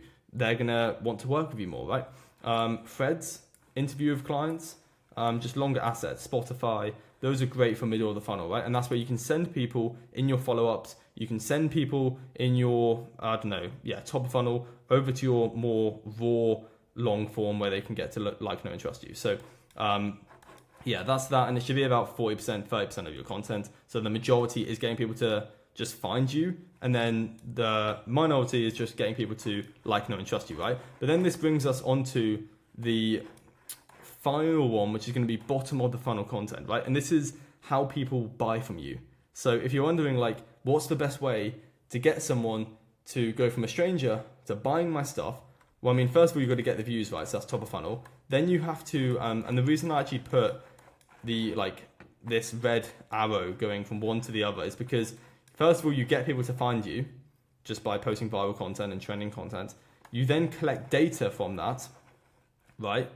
And then once you've got data, you then convert in the bottom of the funnel. So we essentially do this using the depths of social media. So what do I mean by this? Well, most people won't buy from your top of funnel content because, as mentioned down here, people buy low ticket or free stuff if you're persuasive. But if you want to get people to buy high ticket or anything, they need to trust you, right? So that is what we've done in the middle of the funnel content. But essentially, most people won't buy from your primary videos. They are just for lead magnets or data collection. So top of funnel, we're ideally collecting data or through lead magnets. But we use the depth of platforms for conversions. So converting from a follower to an appointment, or a follower to a low ticket sale, or a follower to a high ticket sale, right? And how do we get them to buy? Well, it's done through direct response copywriting. Now, direct response copywriting, meaning that we message them, giving them a reason to buy now rather than later. So copywriting is just the ability to persuade people or get people to do what you want through writing. And direct response copywriting is just that, but getting them to buy now, basically. That is direct response, and it's very common in paid ads or cold DMs or Instagram stories, things like that, right? And those are our conversion mechanisms. We message the engaged leads, so people that have followed us on Instagram, people that have liked our story, people that have liked our content, but you wouldn't really convert on YouTube unless it's like a YouTube community post. But nonetheless, right, you would essentially convert through automated email sequences, DMs, maybe you hire an SDR, so a sales development rep, to basically call leads, triage them into an appointment, or just call them to close them, and so forth, right? And that is bottom of the funnel. And that would be 5% of your content, which would be direct response marketing. So very, very minimal. Ideally, once or twice a month, right? Because you want to build up that goodwill by solving people's problems for free. And then you want to cash in that goodwill maybe once or twice a month. But if you do it every single day, you're burning through that goodwill, meaning that you have to provide more free value to be able to get up to that higher level of goodwill, right? So that is just how it works. And a quick keynote, let me just see. Yes, that's just another note, but keynote, clean up and print money using retargeting ads, right? So this is something that I'm currently doing at the moment, and it's the safest way to pretty much guarantee an ROI. So maybe do this for a few months, get people to, see your content. But this is an insanely good way of getting people to buy, right? So bottom of the funnel. If you can put a pixel on your landing page or connect your landing page to Meta through a pixel, or just wherever you're sending the traffic, right? So if you're sending traffic from your content to a free lead magnet, which could be a free course, a free PDF, a free ebook, it could be, a free demo, whatever it may be, put a pixel on it, upload it to Meta, and run a campaign once you have people visited that site, because you can pretty much just place your offer in front of them with retargeting ads. So anyone who clicks your free lead magnet, they're going to see that when they go onto Instagram or Facebook, right? So really powerful, and it's very hard to not get a positive return on investment with retargeting ads. Trust me, it's pretty damn easy. You don't have to be a genius. You just have to upload the pixel from wherever you're sending the traffic to Meta and then run it. I'd be surprised if you don't make money and you have a good offer that has risk reversal. So that's that. And then actionable next steps. So what can you do from this point on? Well, we've got the rule of 100 for advertising. Hormozy talks about this, but it's a super easy rule of advertising that everyone should be doing, and it's the bare minimum that you should be doing in a day. So as I said at the start, the biggest threat to small businesses doing under $1 million per year is that not enough people know who you are. So this is the rule of 100, right? Pick one of the following and do it every day for 100 days, and you'll have a six-figure business, pretty much guaranteed. If you don't have a six-figure business after doing this, then I don't know what to tell you. You may just be an idiot, but nonetheless, you could do 100 minutes of content creation per day. You could do 100 cold DMs, $100 in ad spend, 100 cold emails, 100 cold calls, or 100 follows of your ICP. So ideally, what it would look like is you'd be doing 100 minutes of content creation per day. That isn't a lot of work. You literally just sit down and create content for 100 minutes, right? That isn't asking for too much. And then what will happen is once you get views, I recommend essentially running the $100 in ad spend after a few months of doing this on retargeting to clean up all the people that have watched your content but haven't purchased. So that's bottom of the funnel direct response marketing, right? So I recommend only picking one to start with. So let me just quickly go back because it's slightly messed up. But yeah, I only recommend picking one because if you try and do all of these, you will become rubbish at all of them, guaranteed. And a belief change that you have to make is less is more. People think more is more, but it's less is more, right? Because if you try and do all of these, you're never going to master one of them. So you have to just stick with one of them. So it could be the 100 minutes of content creation, right? And that's what I'd personally recommend is actually up here. So that's obviously why you're watching this. So yeah, let's quickly go off this. I don't know why it's messing up. There we go. So yeah, make it your first task in the day. This seems obvious, but are you actually doing one of these, 5 or 6 things? Probably not, because yeah, you're watching this video. And if you're not doing one of these 6 things, then you've got no reason to complain for why you don't have clients. Because if you do one of these things for 100 days and don't have clients, DM me on Instagram and I don't know, I'll give you a coaching session or something, because there must be something like, actually no, there's probably no hope for you if you can't get a client after like doing that. But nonetheless, by doing this, you'll become the person who's capable and deserving of making the money. So yeah, you're not going to become a millionaire from doing this for 100 days, but you will become a person who's competent in that specialized field, right? So it's that simple. Chris Williamson, final quote to end the day, not end the day, but end the video at least. Preparing to do the thing isn't doing the thing. Scheduling time to do the thing isn't doing the thing. Making a to-do list for the thing isn't doing the thing. Telling people you're going to do the thing isn't doing the thing. You get the point. You can read these here. Writing a banger tweet about who's doing the thing isn't doing the thing. But yeah, I think it's very relatable. A lot of people get stuck in analysis paralysis. And the hardest part is execution. It's Charlie here. And over the course of my agency journey, I've had over 1,000 sales calls by now. And if I had this video when I started, it would have saved me tens of thousands of dollars. And I'm not just saying that, it generally would have helped me so much. And what I'm actually going to share in this video will make closing deals easy, but also make it feel less scary and not put as much pressure on you. Because when I first started my sort of journey in the sales calls at the start, I was terrified, I was nervous before every single call. So what I'm about to go over is some sort of tips and tricks that I wish I would have known when I started, because me looking back at my first sales calls, as you can see here, I lost a lot of money because I did not understand these concepts. Like, no joke, like if you can just like apply what I'm about to tell you when you're starting instead of like where I am a year and a half later, you would be so much further ahead. So if you don't do what I'm about to share in this video, you are screwed. Like, it will always be hard to close deals.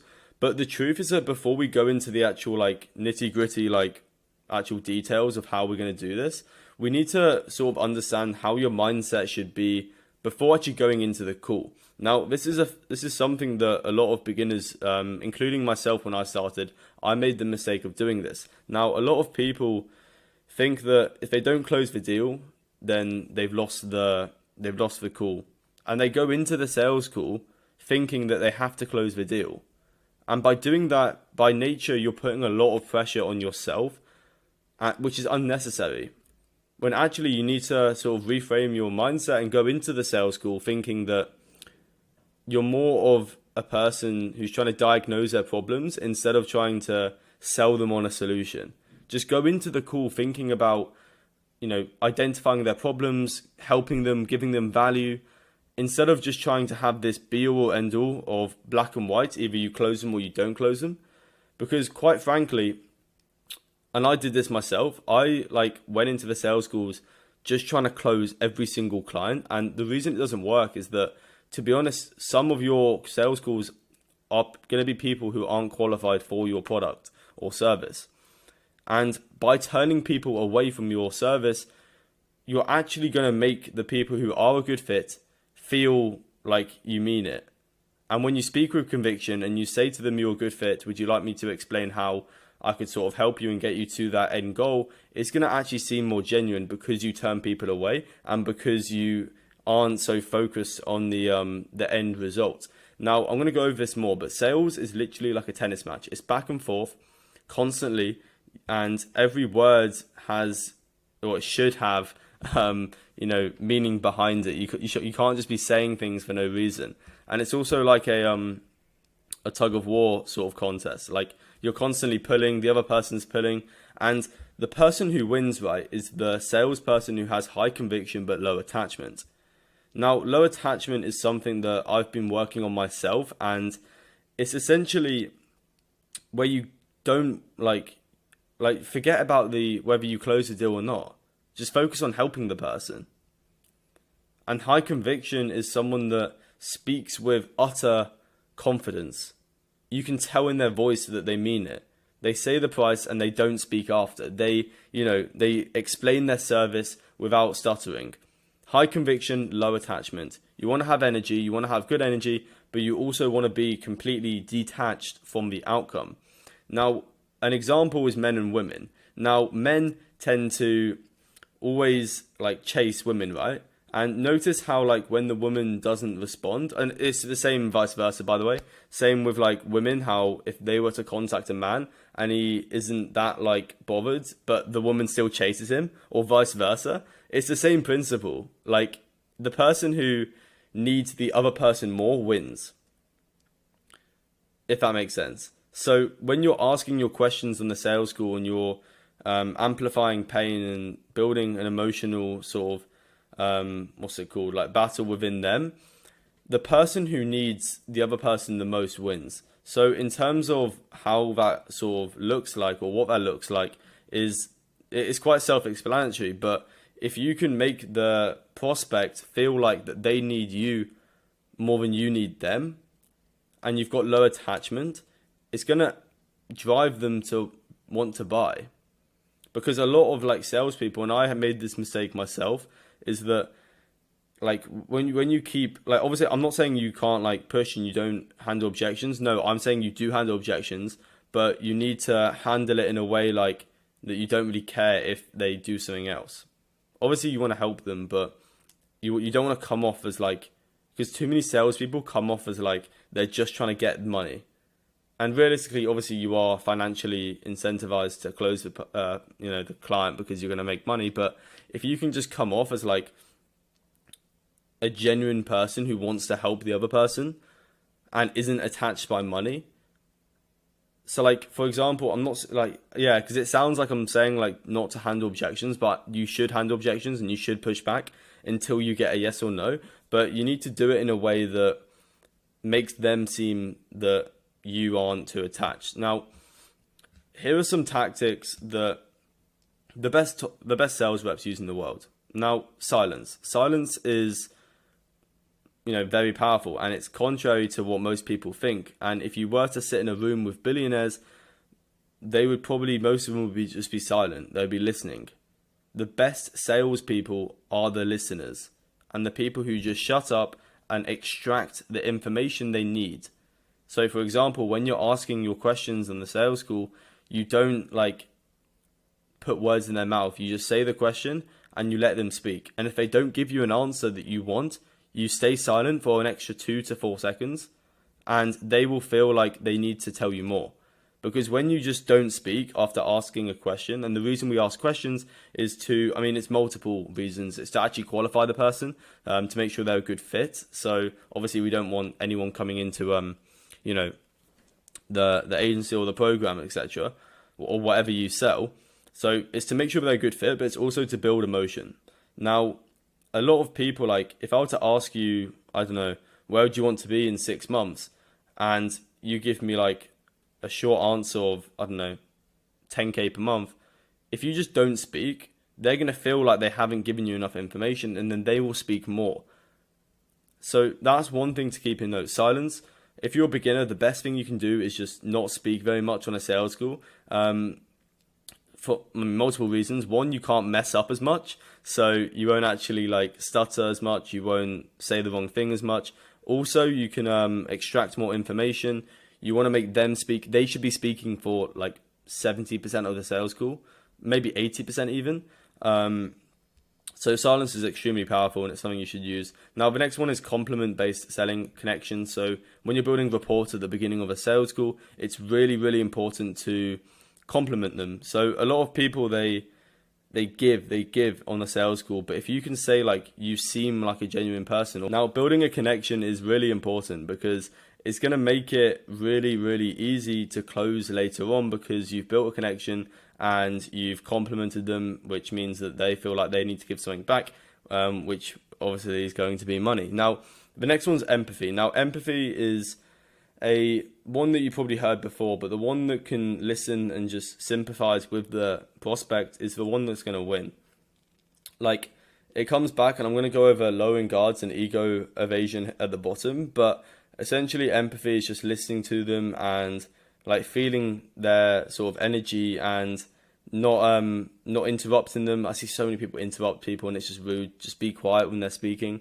But yeah, just try to get on the same level as them, and it's going to make it easier to build that connection and hopefully get them to close. Now, the next one is gap selling. You need to be asking them where they are currently. So one thing that, once again, the best salespeople in the world do is the biggest sort of, if you didn't know, the main reason why people buy anything in life is because of pain, and the biggest leverage you have on a sales call is probably their current situation, because people don't book calls for no reason. They booked a call because they need help. Now, if you asking them about their current situation, so how much money they're making, how many meetings they're booking, how many customers they're getting, just by you asking those questions and them having to speak a low answer automatically puts them in pain, if that makes sense. And what you want to do is you want to flip that, so you've made them feel like they understand their problems, because a lot of people don't understand their problems enough. But once you've done that, then you need to ask them where they want to be down the road, 12 months, 2 years, whatever. And that's the more you can make them feel like they've achieved that, the better. So I know a lot of this is really advanced, but some of the best sales reps, they use smell, and other sort of senses in the actual selling process. For example, everyone wants to get to $10,000 per month, right? But why? So asking them what would that do for you, and then them saying oh, I could travel, and then you ask where do you want to go, making them feel like they've already achieved it, making them feel important. And then let's say, I don't know, they want to live by a beach. You would sort of go into the senses of what it would be like on that beach in terms of, how the beach smells. Like, you could say, oh, I love the smell of the beach. And then by you saying that, they're going to automatically imagine and take them to a place where they are on a beach. And then you've pretty much already sold them at that point. Everything else, as long as you've got a good offer and you're pitching with confidence, you'll be fine. But that's a really important thing. Next is objection routes. So a lot of people get objections. Obviously, everyone gets objections, but what separates good salespeople from the best is that they understand why the person is asking objections. So if I'm saying, for example, people don't say objections for no reason. Let's say I'm the prospect and you're the salesperson, and I say something like, I'm trying to think what would be a good one. I need to speak to my business partner. So realistically, obviously you should have asked them that at the beginning if they are the decision maker, but assuming you didn't and they say they need to speak to their business partner, realistically, they're just using that as a smokescreen, and it's because they're probably not confident in the thing you're offering. So they understand why they're saying objections. And if you can do that, you'll be insanely good at sales. And also a great way to rebuttal that is by asking the prospect, why do you think your wife would be opposed to this? And then just by you saying that, they're going to say what they think the wife will be opposed to, which realistically what that means is that it's what they're opposed to. So there's just so much to this game. And obviously you get better and better as you go on. So that's one thing. I can tell you all of this, but you only truly get good at sales once you've had a few hundred sales calls and you aren't sort of nervous anymore. So it is completely normal to be nervous when you are starting. I had the same, but let's swiftly move on because I don't want to make this video too long. The next is analogy-based objection handling. So instead of telling the person they should buy, give them an analogy that makes a conclusion up in their own head. For example, let's say, because to be honest, there's like a few reasons why people won't buy, but one is fear. So let's say they're scared of buying, and you need to get them over the edge. I know a common one is like asking them like were you scared when you had your first kiss? Like it's a absolutely crazy one, but it not only breaks the tension and makes them feel like at ease, it also gives them an analogy that can make a conclusion up in their own head. So they'll be like, yeah, I was nervous when I had my first kiss. And then you ask like, are you nervous now when you kiss like girls? And they're going to be like, no. And it's like exactly the same thing. So it's always scary when you haven't done something you haven't done before. And like going into the unknown is scary. And if we want to change where you are currently, we have to make a different decision, and a different decision will equal a different outcome. So it is going to be scary. So instead of telling someone that they should buy, and you're basically giving them a story that can make them get to the conclusion by themselves that they should buy. Next is lowering guards and ego evasion. This is pretty common if you're like a good salesperson, but if you're absolutely new to sales and you don't know what this is, essentially when someone has an objection, so I need to think about it, I can't afford it, or just any objection, the first thing you should do is lower the guard. So they're thinking that by them saying that, you're going to be like, no, you need to buy now, and like aggressive. But if you can say like, yeah, no, that's completely fine. Of course you need to think about it. I completely get that. How long do you think you need? Like that's lowering the guard, right? So if they're here with a bit of resistance, that's going to make them go down here, and then you can sell them logically and stuff like that. And then it also evades egos. So that's another thing. A lot of people will be like, okay, what do you need to think about? And I'm not saying don't do that, but like you might piss them off if you keep doing it, if that makes sense. So the way you go about it, just like if like let's say the price is too high, you could say price, and like with a question mark, instead of like just saying like, what do you mean the price is too high? So like, do you see the difference? Like you've got to be subtle and gentle instead of like aggressive and forceful. You need to really like lower their guard so you can then overcome it. Next one is yes or no's. Good salespeople, they either get a yes at the end of a call or a no. There's no maybe. No one likes maybes. I hate maybes. I go to bed every night scared of maybes. I'm joking. I don't. But yes or no is what you want. Like I've gotten to the point, right, I've gotten to the point where I literally say to them at the end of the call, I'm going to be completely honest, I'm extremely busy. That puts me like at a higher social sort of authority figure. But then I say like, I'm really just looking for a yes or no.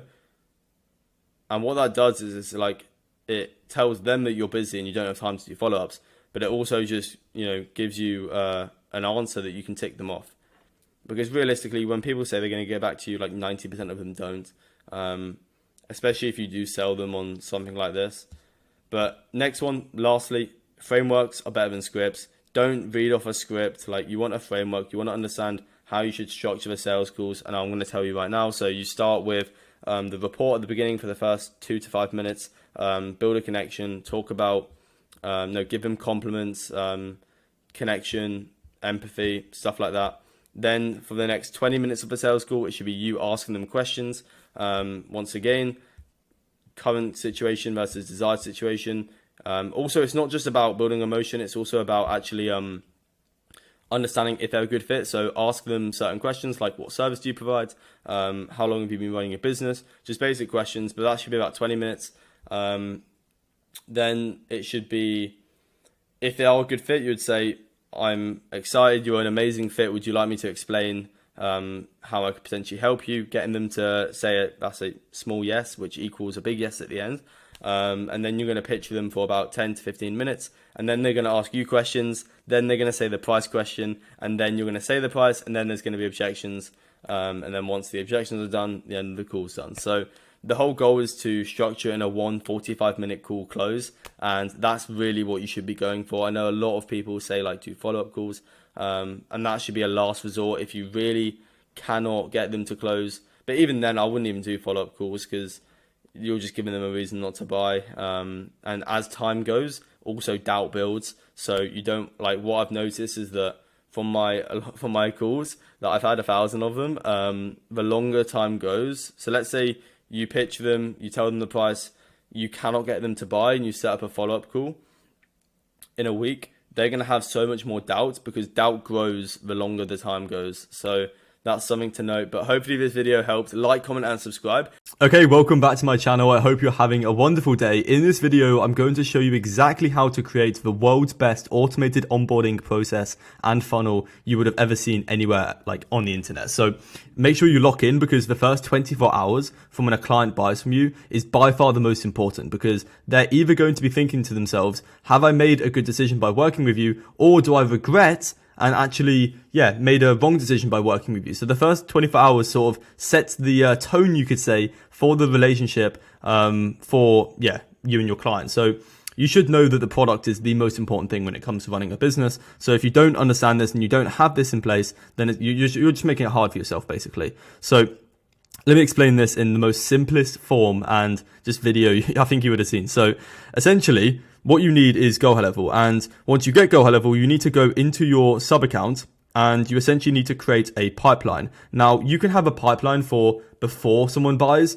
So just like how someone finds you at the start of the pipeline to when they book a call and buy from you. That is like the pipeline on the front end. But then also on the back end, once someone becomes a client, you need a pipeline just to manage things basically. So that's the whole point of a CRM, like go high level. So essentially what you would do is you'd go to opportunities in your sub account. And then, I mean, this is what it should look like once you have done what I'm about to show you, is we've got paid. So we know once they've paid us and it's connected to Stripe. Then we know once they've submitted the form, once they've signed the contract, and then they've booked a success call or a kickoff call or an onboarding call, whatever you want to call it. So how we do this is you go to pipelines. So make sure you lock in and take some notes because it's really important. So you go to pipelines and you want to create a new pipeline. And you want to call this, let's just say onboarding, and there's different stages. So like what I just explained, this is how you create the different stages. So the first one is obviously paid. This is so we know that they've paid. The next one could be form submitted, and you can do this in whatever way you want, really. Then you could have like contract signed, so contract, and then you could have, I don't know, success call or whatever you want there. And once you've done that, it should look like this. And now, congratulations, because you've got a pipeline. So this is just a way of keeping it organized. So once you sign a lot of clients, you know how they're moving through the pipeline. And this is sort of what separates like very average agencies or businesses from like the best, from like 50K a month, 100K a month. They just have all of these SOPs dialed in, basically, standard operating procedures. So now you've done that, that's the easy part. Now what we need to do is we need to create a funnel and we need to create the automations. So you need to go to sites in your sub account and you essentially need to go to like new because we're going to be starting from scratch, and I'm literally going to be walking you through this live. So you've got no excuses to not do this and have really good systems for your clients and to generate great results. So this is what the end product should look like, which is what we're going to be building, where you've got the payment page. So this is where people put in their card details, and you would send them this on the actual meeting. So then once they've paid, it's then going to take them to the next step, which is going to be the form that they need to fill out. So you can see how this is really smooth and it's just a great transition. And then once they filled out the form, it's then going to allow them to schedule a kickoff call. So this is basically just where they can book a call and get onboarded basically. And then you can also have the contract being signed in the midst of this. And then you've got a welcome video essentially, which is just what they can watch, which is going to be like, congratulations, thanks for joining. This is what you need to do to get started, and so forth. So now let's actually create this from scratch. Like you are a complete beginner. Let's say you have no idea what you're doing. This is how you would do it. So once again, you're in Sites and you would create a new funnel. Let's just start from blank. You obviously need a name for it. So let's just call it, like, I don't know, onboarding. Let's do for, let's say YouTube. So let's create that. And I'm going to show you exactly how to build each of the landing pages. So it's like a funnel step basically. So the first thing you would click add new step. And let's call this like payment. So payment page. You don't need path. You don't need any of this. Really simple. You just click create funnel step. And this is the page that you would send them to once they've agreed to pay you, and you would do this on the actual meeting. Try to do this on the meeting, because if you like let them leave the call, then doubt is going to grow as time goes on basically. So that's just one thing to note. And what we're going to do is we're going to create from blank. So if we click this, it's going to take us to the edit part of the Go High Level where we can actually build a landing page. So what we need to do is we need to add full width, add a row, add a column, and then let's just add a headline. So let's just say, I don't know, we're excited to start working, or just something. You can obviously change this to whatever you want. Or like we're excited to, be partners or whatever. And then you want to click this. We're going to add full width here, add row, add one column, and then add element. And now let's do a 2-step order, or you can do a 1-step order, or doesn't really matter. So let's just do 2-step, and this is what it looks like. So you've got, they would put in their details, and then step 2 would essentially be the part that they put in their card and they pay basically. So you need to make sure you connect your Stripe. That's really important. And you can obviously make this a lot smaller. You can have different elements in here. So for example, you could delete this and you could add elements. You could go to global sections or section templates. I don't know why it's not actually showing me any section templates. That's a bit annoying. But you can make this so it's like on the second half. So what it should look like is like what I showed you originally, where you've got the price. So you could say the price here, to be fair. You could just say like, I don't know, let's say like $9.97 a month. You could add your logo up here, and then you would have your like 2-step checkout beneath this basically. So you can build this as you're watching this if you want. So you've got 2-step order, and that's just what you could do. So this isn't really that important.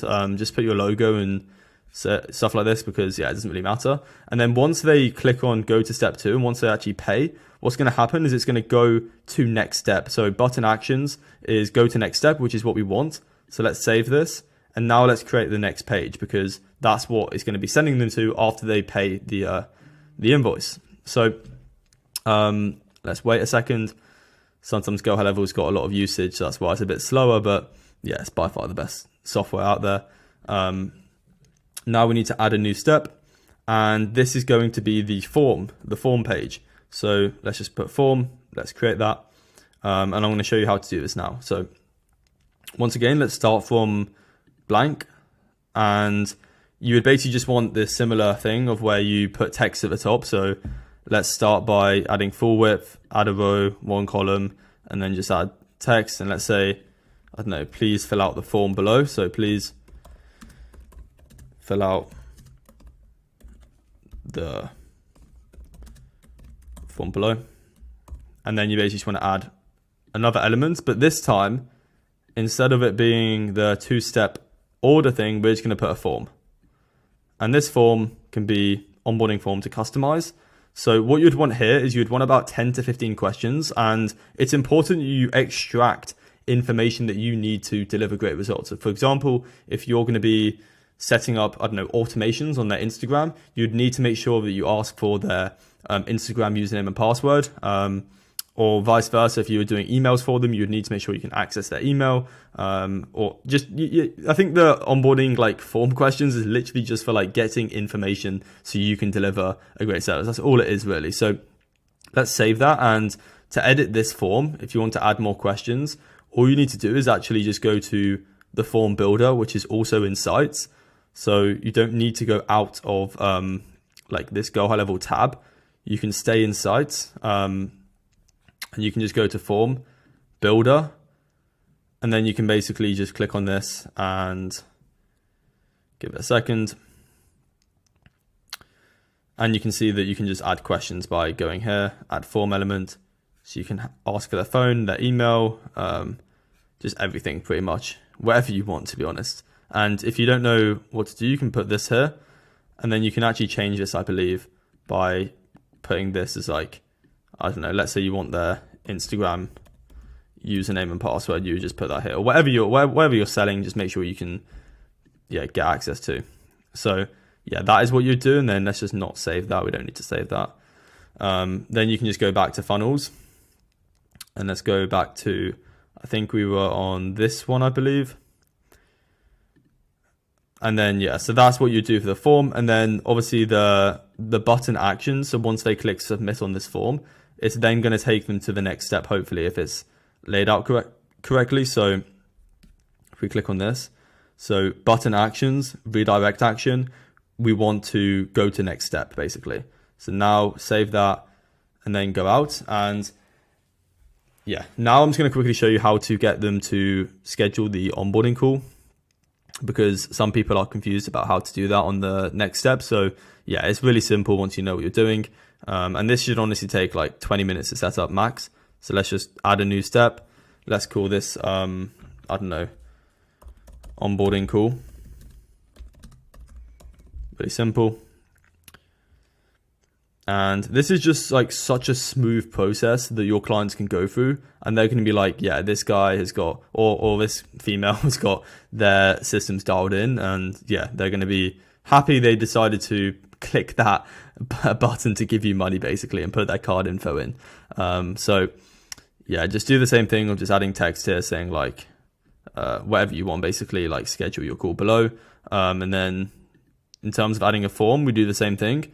But instead of the two-step order checkout, or instead of the form, we are now doing, instead of the last one, which was, the last one was a form. So this one could either be your calendar. So you can put your calendar here if you use Go High Level Calendar, but I personally use Calendly. So what you'd want to do is you'd want to delete this, add element, and put code. So this is custom HTML. So what you want to do is you want to open code editor. And now what you need to do is you need to go to Calendly, or whatever scheduling software you're using. You would basically just get the code for that. So if we go to here, you can see that I've got all my events laid out in Calendly. So growth call, onboarding growth call, team check-in, one-to-one call, discovery call. And what you want to do is you want to find the one that you want to put on your website. You would go here to share, add to website, incline embed, and then continue, copy that code, and then go back to high level and basically just put it in. And it's that simple, to be honest. And then if we look at this now, it is basically going to show that onboarding call is an incline embed, which is really clean, because now this would obviously say this would say schedule your onboarding call below, and they can schedule their call here. And this just looks really nice. You can put your logo beneath here or above, keep it consistent. And boom, it's that simple.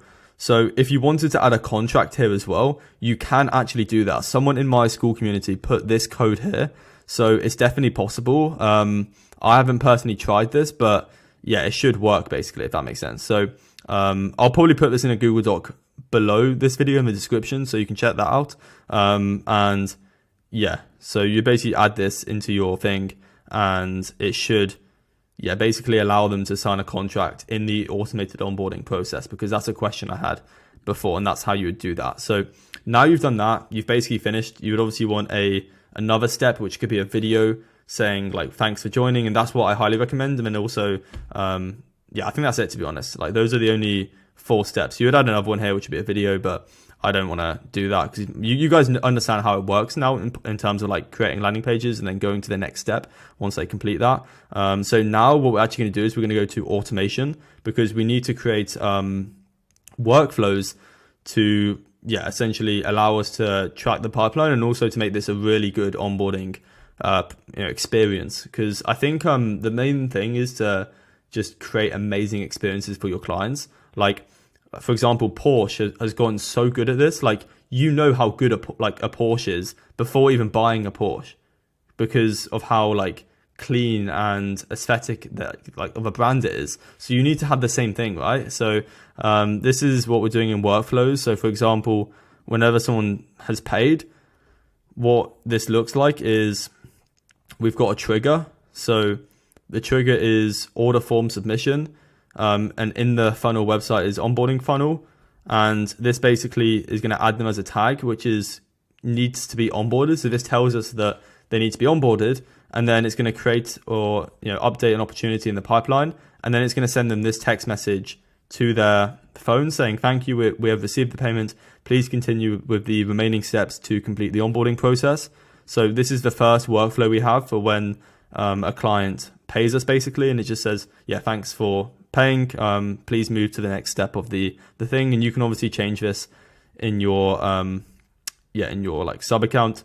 So you can have this whatever you want, but that's just the basic one for when they pay. Now we've got the form submission. So if we go here, form submitted, which is the next step of the funnel.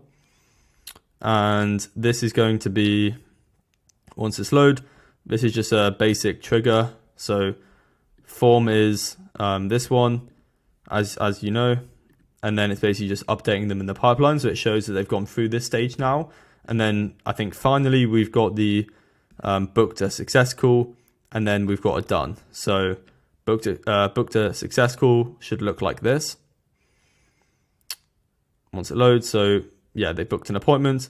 It's updating them in the pipeline. It's sending them an SMS, which is, hey, first name, looking forward to our meeting at the time. It's going to send them an email notification as well, saying, yeah, looking forward to our meeting.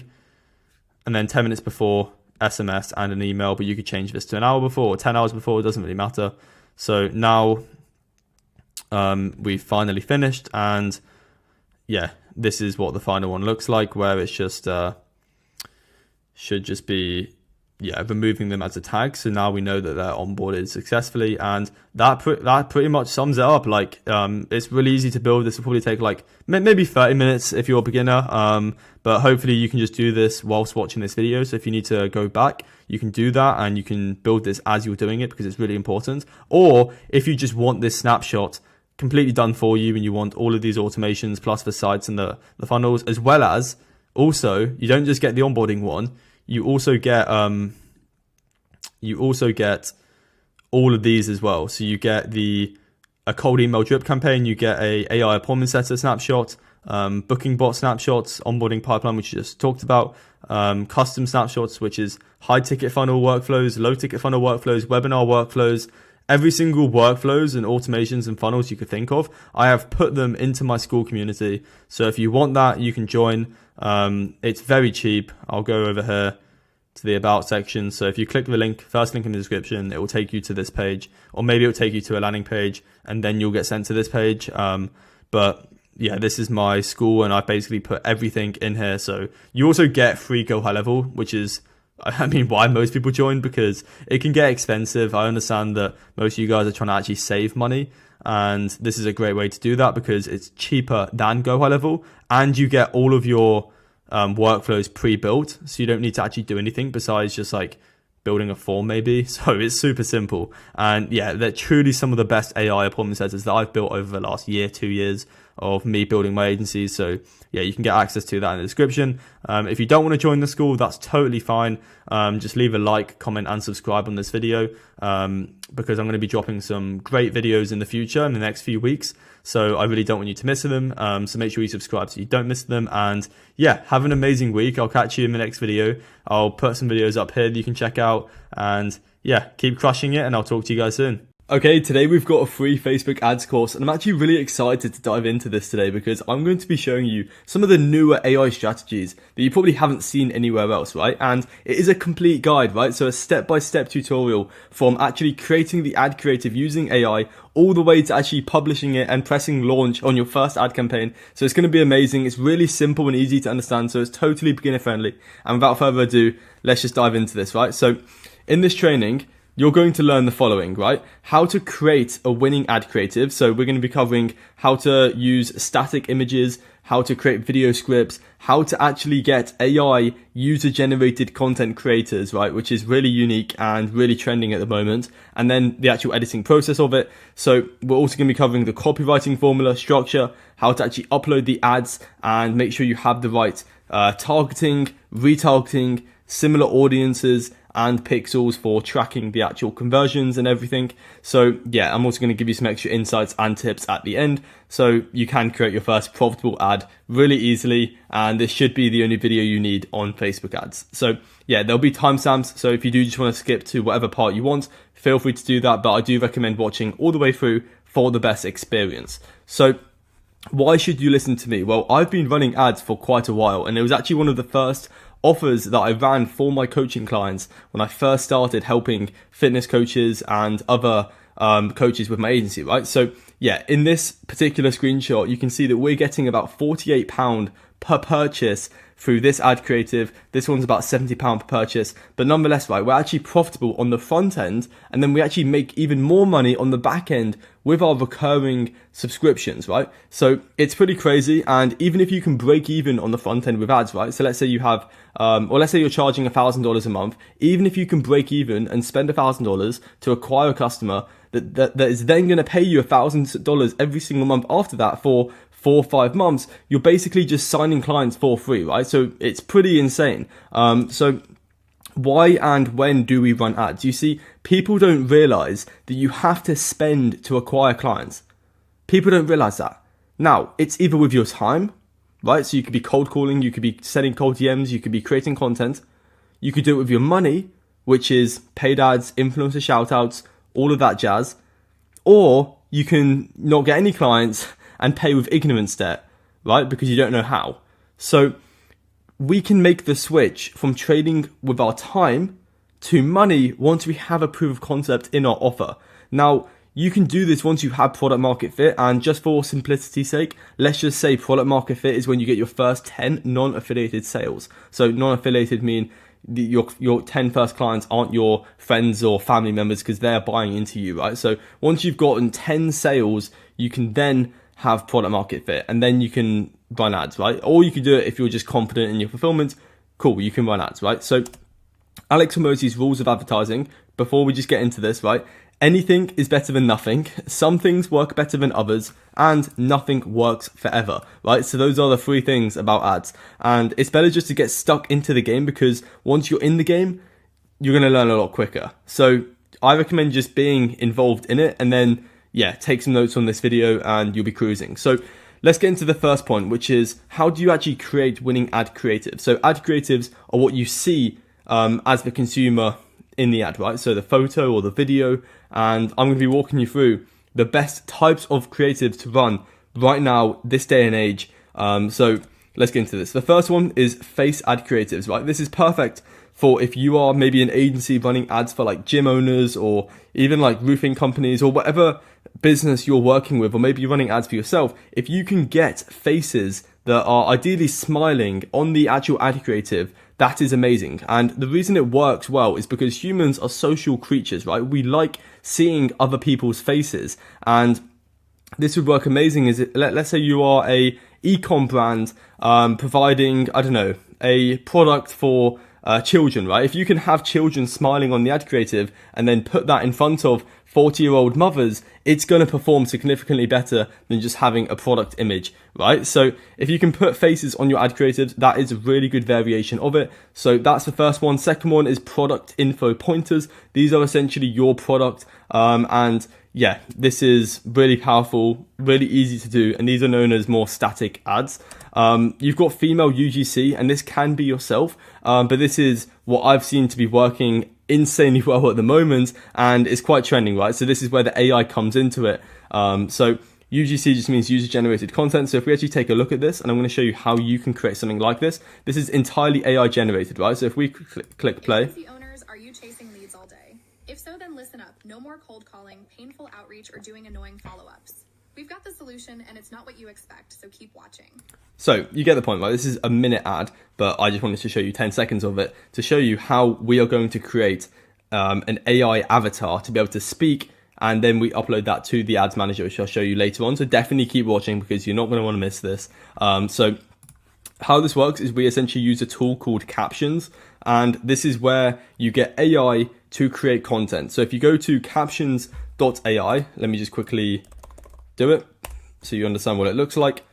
It should just load up and you can very easily just upload your script. So I'm actually going to show you how to create a script in a second, and then you basically just get different AI avatars to actually speak over it. And I'm not affiliated with this website. I literally don't get any, you won't see a single link about it in the description. This is just what I've used to create AI avatars to do UGC ads for me, right? So yeah, that is what we use. Testimonials and case studies are amazing. If we just look at some of Hormozi's ads, right, for school, you'll know that he is big on these. So these work amazing. If we just click play, go full screen. Business in under a month.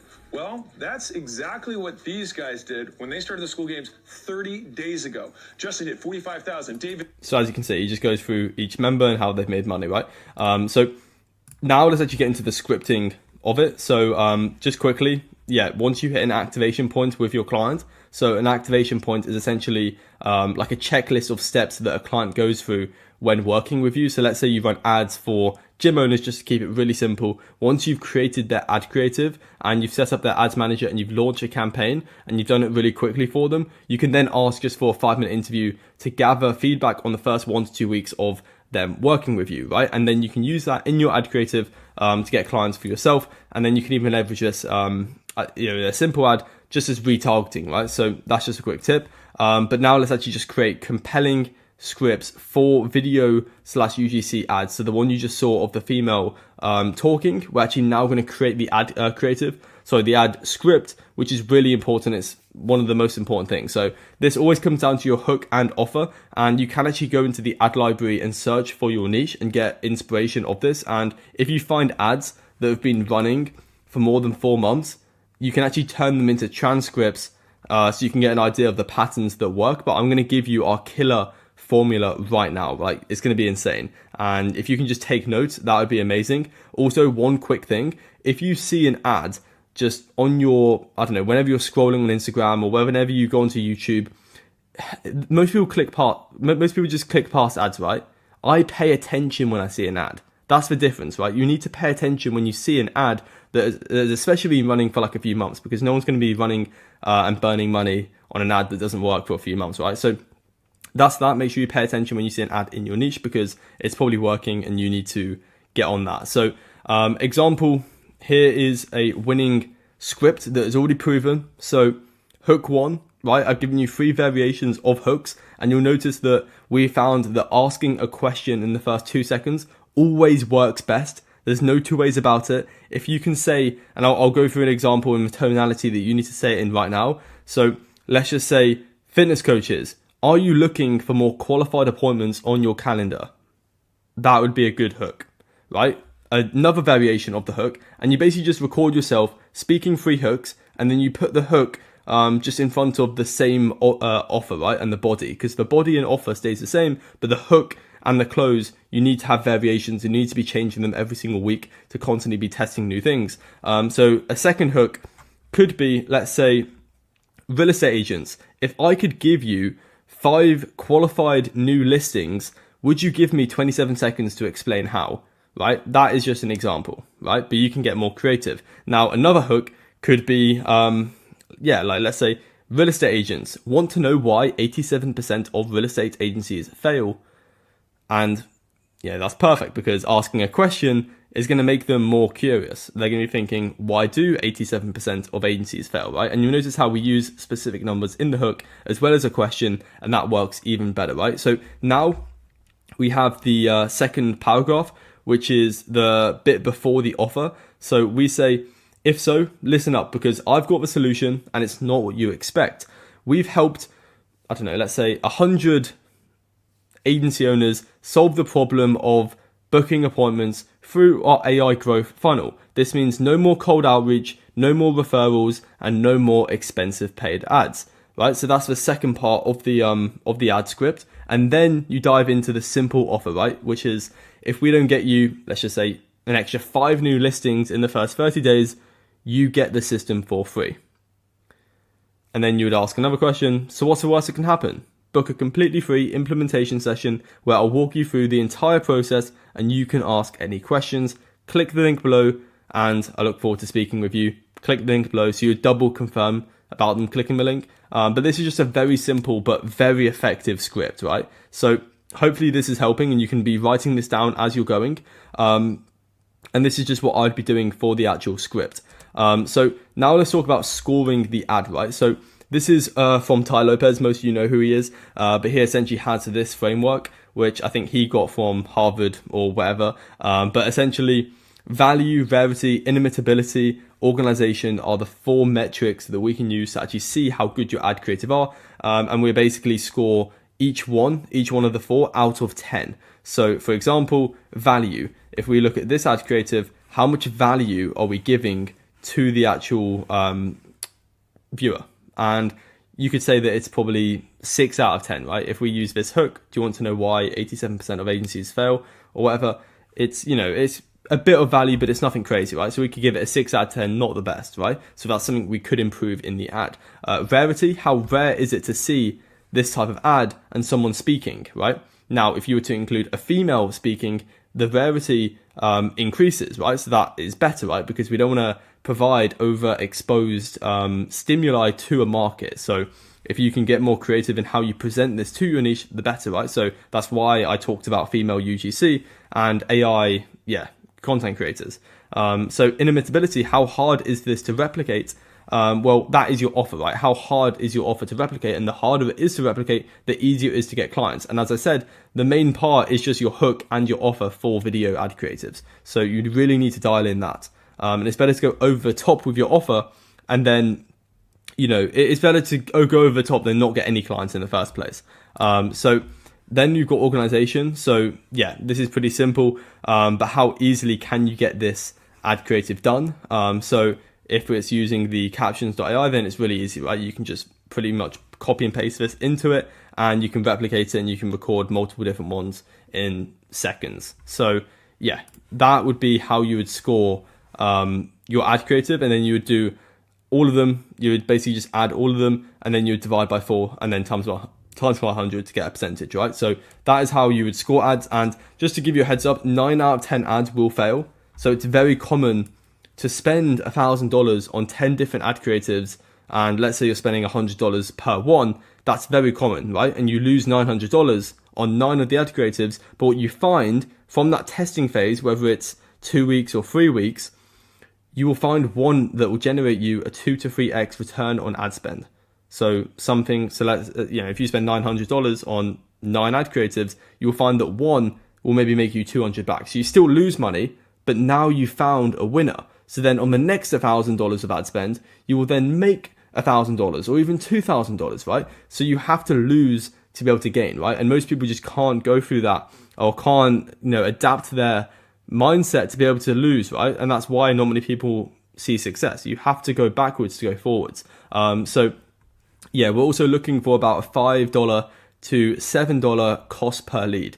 So anything above that, you would want to dial in and try and get better, right? And you can use Facebook lead forms to essentially lower that, but the lead quality may be worse. So it depends what you're looking for. But yeah, that's that. Now we're actually going to dive into setting up the ads manager. So this was a clip from my school community. So yeah, no one's seen this before besides the people inside my community, and I'm just going to let it roll. It'll probably be about 20-30 minutes of how to actually just set up the ads, and yeah, enjoy. Once you have logged into the ads manager, so the ads manager is where you actually manage your ads in Meta. So this would be for Instagram and Facebook. It may look overwhelming, but I promise you, I'm going to make it so simple. There's a lot of bad videos out there. I'm going to make this like the most simple video you can watch. So once you're inside, you'll notice that you have about 7 or 6 buttons right here that you can click on. Now, the first thing we're going to do is click on all tools right here. So once you click on all tools, you actually get a bunch more options, which can look even more overwhelming, but I promise you it's not. The events manager is where I would track the metrics just because you get more information. You've got business settings, which is what we're going to go to first and foremost. So what we're doing is we are now creating the pixel. So if we go to business settings and we give it a second to load, you're going to see that it should pop up with this. And obviously, if you want to invite people into your ads manager, you can actually do that right here. You don't have to give them access to everything. You can give them access to certain elements of the ads manager, right? But that's just in case you wanted to add a media buyer to your ads manager in the future. You would do that right here in people. But in this case, we're going to click on data sources. Now, about a month or two ago, you actually used to be able to click on pixels and upload your pixel right here, but they've actually just done an update. So you now need to go to data sets, which you can either click on there or just go right here. So data sets.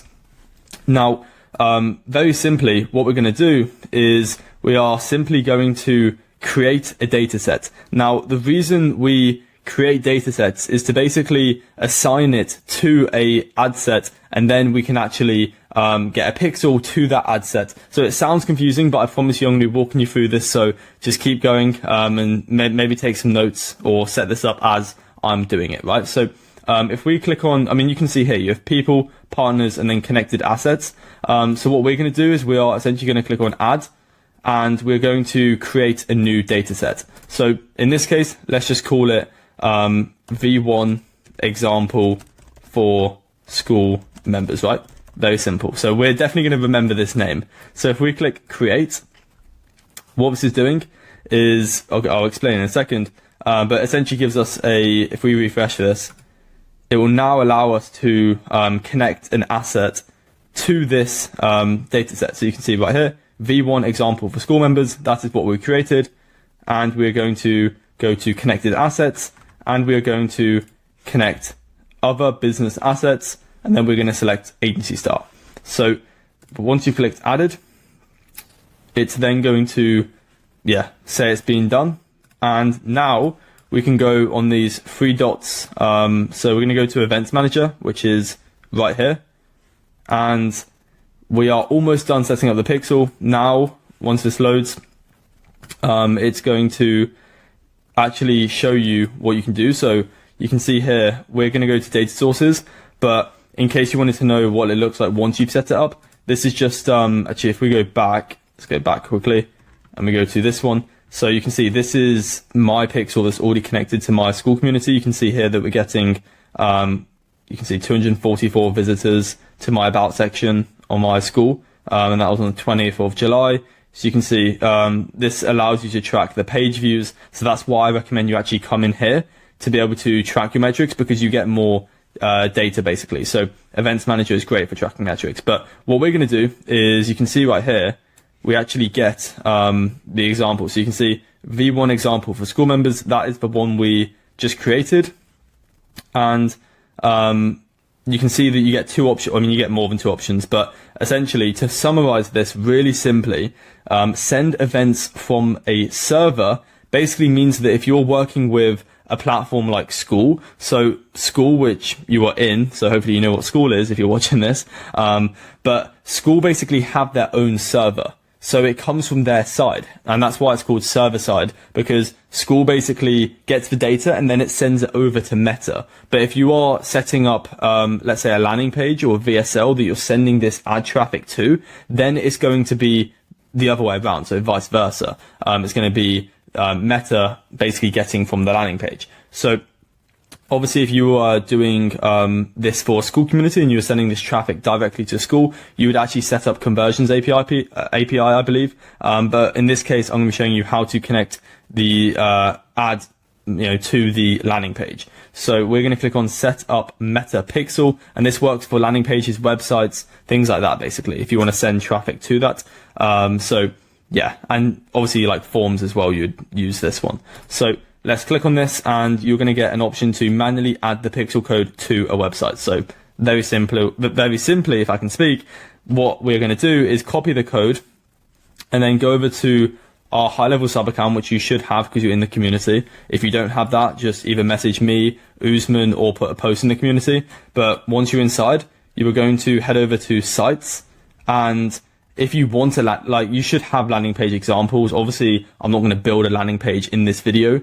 If you want a quick and easy landing page, you can go into the school classroom, and depending on when you're watching this, it might have changed, but if you click on the vault, you'll see that there's actually an example that you can plug and play right here. So if you click on this, it's basically going to allow you to import this sub account. Sorry, not the sub account. It's going to allow you to import this snapshot to be able to have in your sub account. So you can have a simple landing page, which is what we're going to be using. So if we take this one called simple landing page, that's basically as simple as I can explain it, no pun intended. But now what we need to do is we need to add the code that Meta has given us onto the landing page, so this can track page views, conversions, opt-ins, all that good stuff, which obviously you must have if you're running ads. There's no point running ads if you can't see anything. So how you do this is you go to settings, and you can see that this will be blank. But what you're going to do is you're going to put it in the head tracking code. So you would paste it in just like that, and then you'd click save down here, and then you'd also make sure you put it in the actual landing page. So if you click on edit, and you give it a second to load, you then get an option to click on tracking code right here, and you're going to put in the code right here. So if this was blank, you would paste it in, and I believe it's header tracker, but it could be footer tracking, but I believe it should say right here actually. So yeah, you get actually instructions as well, but yeah, and there's also a video you can watch right here. So that's that. But if you just put it in the header tracking code, then click save, make sure you click publish and assign it to a domain, because if you don't publish it, then Meta won't be able to track it, obviously. So you need to connect your domain in your sub account, which is really easy to do. You would do that very simply. If we just leave, you do that by going to settings and then clicking on domain. So settings, and then going down to domains right here, and you would add your domain from GoDaddy or whatever, and then you connect that to the landing page so it's public on the internet. So that's how you connect your pixel to your landing page. And obviously check out the video. There's other YouTube videos on how to connect the code to Go High Level landing page. So just make sure you test it before you start spending money on it, right? You definitely want to click continue, and you basically want to go through this process. Turn on automatic advanced matching. I believe, yeah, that just basically verify the customer information that you want to send. So yeah, it basically just gives, and will be hashed to better product user. So you can have that on or off. I don't think it makes too much difference. You can keep it off and then click continue. And what it's going to get you to do is it's going to essentially verify it. So I recommend making sure that you go through this process and make sure it's actually connected to the landing page and doing a few tests, because you need to make sure that this data is tracked correctly. Otherwise it could mess up your entire ad campaign, because you could be spending money and then you see no conversions or page views, and you'd be wondering what's going on, when in reality it's probably you haven't set up the pixel correctly. So there's a bunch of YouTube videos out there for specific things. If you're connecting it to like a different thing, then obviously you can go about that. So yeah, hopefully that explained how to do the pixel. So what we're going to do now, if we go back to the Google Doc, we are going to be creating an ad set. So to create an ad set, it's actually pretty simple. Like, it's surprisingly simple, because if you just go click on the three dots, go to the ads manager, you'll see that it basically gives you an option right here to create, and you can see right here you can create a new campaign, right? So you basically want to create a new campaign. You'd want to select what the goal is for it. So awareness, I never really recommend doing awareness. Traffic, likewise, I wouldn't recommend doing traffic too much. I always either go for leads or sales. If you're sending it to a school community and it's a direct thing you want them to do, which is just like check out and buy, then you would click sales. If you want them to opt in for, I don't know, a form or an application, go for leads. But in this case, we'll just go for sales. So click continue. I do recommend going for advantage shopping campaign. However, if we just go for manual to start with, I'll show you how you can add this later on. So if we click continue, you'll see what I mean. Let's call this V1 example, just to roll with the same thing I was going with before. So V1 example, I think I said for school members. So yeah, if we go to, so you can leave this blank. Yeah, leave this blank. campaign objective, you can actually edit it here, so you can choose the one you want. But yeah, sales or leads if you're doing a lead form, sales if you're directly sending to like a school.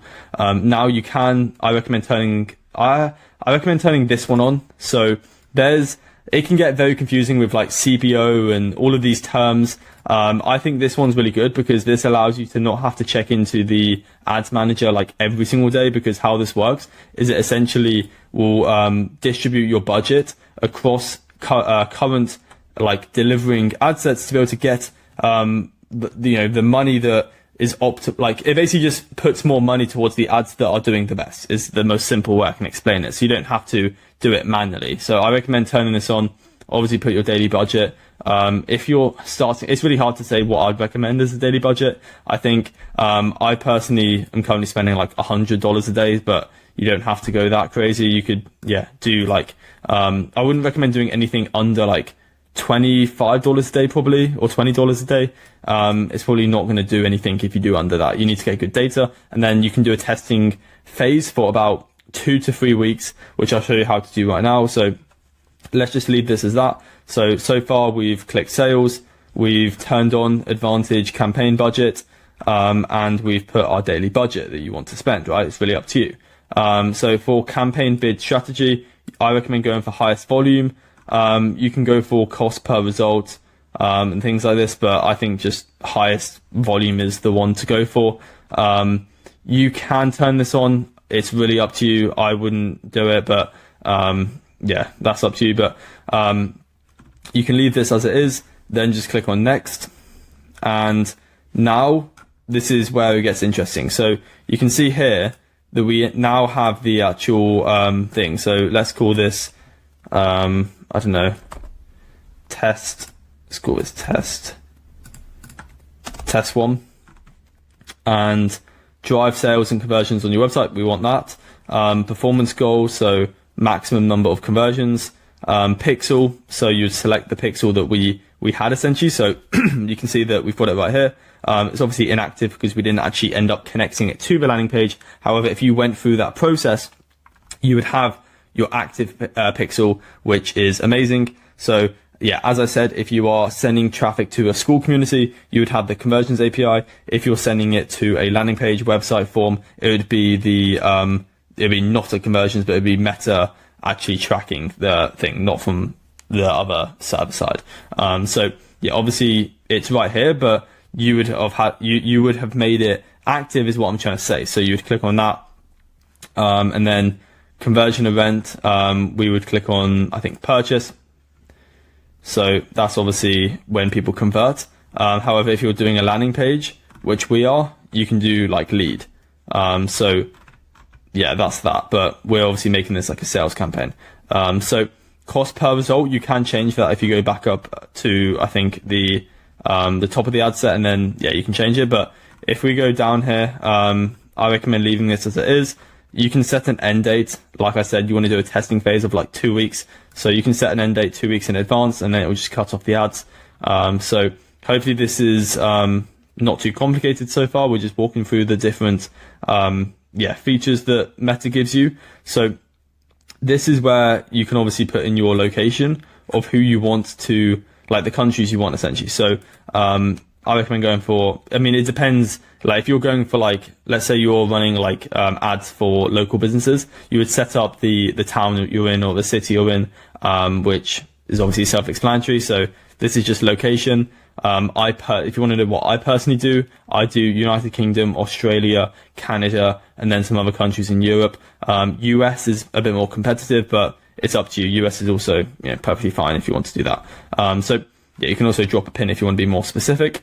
So yeah, now what we can do is you can actually, if you go down here, you can essentially get Meta's advantage plus audience. So our ad technology automatically finds your audience if you share an audience suggestion. So if we click on this, you're going to see that I have, if we go to, I believe, I'm trying to think where it is, but I've actually, in the past, I've actually gone into, so you can see here is what I'm trying to see. So you can upload any warm leads you have. So for example, if you're doing this for a client, you can ask them for customers that have bought their product or service, and then you upload that to Meta, and it's going to find people who are similar to that audience, right? So likewise, if you have, you can see here, I've got people that have engaged in my Instagram. So if I want to place my ad in front of those that have liked my content on Instagram or maybe followed me on Instagram, you can do that by, uploading it here, right? Same with if you, let's say you have a school members list, you can put it here. You get the point. Website, custom audience. So that's for websites. We've essentially done that. And if you click on custom audience, you should have the ability to be able to, create new. You would click on custom audience and you would get, let's say you already have a website. You could basically, you can use, Instagram, for example, to make it simple. Click on next, and you can see that what this is going to do is it's basically going to, you can see here, you've got anyone who has visited this profile. You've got anyone who's saved your post. You've got anyone who's visited this professional accounts profile. So anyone who's engaged. So this is basically allowing us to place our ad in front of our following or people that, like my content or have at least seen my profile. And you can do this, as I said, you can do this for people that have seen your website. So hopefully this is making sense. If we go back up here, because I accidentally went to the next part, this is just how you do targeting or retargeting, right? It's pretty self-explanatory, but now if you click on show more, you basically get to create a custom audience. And as I said, it could be your Instagram, it could be your website, it could be, I don't know if you can do YouTube, but you can even upload an email list of like your warm leads. Like, it's pretty crazy, but just do what you want, play around with this, and then call it an audience name, and that's how you create an audience. So you get all of these options. Like, it's pretty solid. Definitely either do website or Instagram, maybe Facebook. But that's that. I think customer list is also a good one. But assuming you've done that, obviously you'd select the age, the minimum age, languages, obviously English. So you can obviously change that by just searching for English, pretty self-explanatory. And then, obviously you'd save the audience. So now, advantage and placements, click on edit. So you can do manual placements, I guess.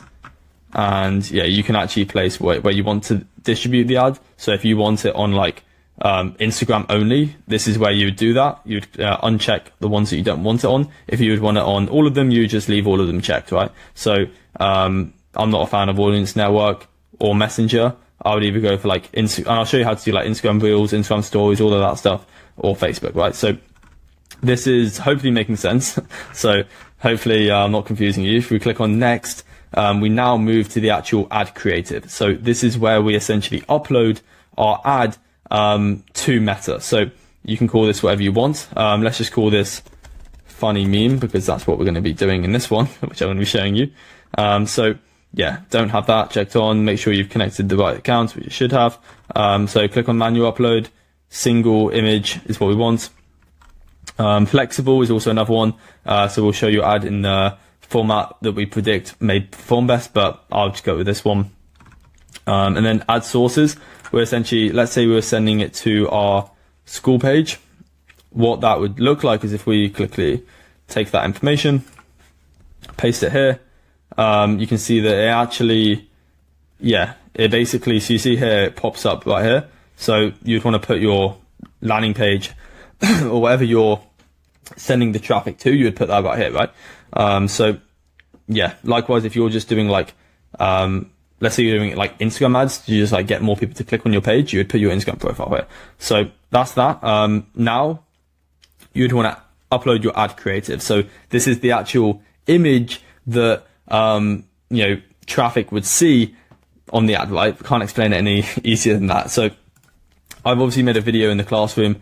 If you haven't checked out, I don't know why it's not letting me log in, but if you go to the classroom and go to the paid ads module, you'll be able to watch about 3 videos that talk about the newest and latest trends for ad creatives using like AI and things like that. So feel free to go to the classroom, check out the paid ads module, and that will help you actually come up with creatives, because at the end of the day, like assuming you do the targeting right and the, pixels, like it's mainly the ad creative. Like, if you think about it, just make sure you're placing the ads in front of the right people, which you should know how to do now, or at least have a better understanding of. Like, and then in terms of the actual like ad, we found that out of all the ads that we've ran, video ads have performed the best. I think that's because it's easier to get tonality across, and it's easier to become likable if I'm speaking rather than just showing a photo. But yeah, like in the actual video, you've got the hook. So call out your ICP who you want to help. So I don't know, roofing companies or gyms doing over 10K per month, things like that. And then it's all about the offer. So I'm not going to go too much in depth on that because I've created another video on that. And you actually get in that module, I believe you actually get like a script that you can write. So you can always post that script into the community to make sure you're getting active feedback and stuff like that. So now let's just very quickly create an ad. So to show you how this works. So, we could use something like this and then caption it. I don't know, when you use our, growth funnel. Right. So something very simple, move it up. You could obviously make this wouldn't perform well. Like, I would never run this, but you get the point. Like memes have become more popular for doing this. So if we generate this, download MP4, I think we need to change the format. But if this doesn't work, then I'll just upload another one. But if we click on add, upload, add video, and then actually, so you can see I've got quite a few right here. But click on this. I don't know if this will work. I think the format will be like really bad, so I think it'll be way off. But if we don't want to end that, if we click on next, so you can see that it's completely in the wrong space, even with this. So this is a bad one. You'd make sure you want to make sure that it's the right size. So in this case, we're actually going to go add media, and we're just going to select, one that I've used in the past. So like this one, for example, because then we can actually, you can see that I've got loads here. But if we click off this, click on next, and then, click on next.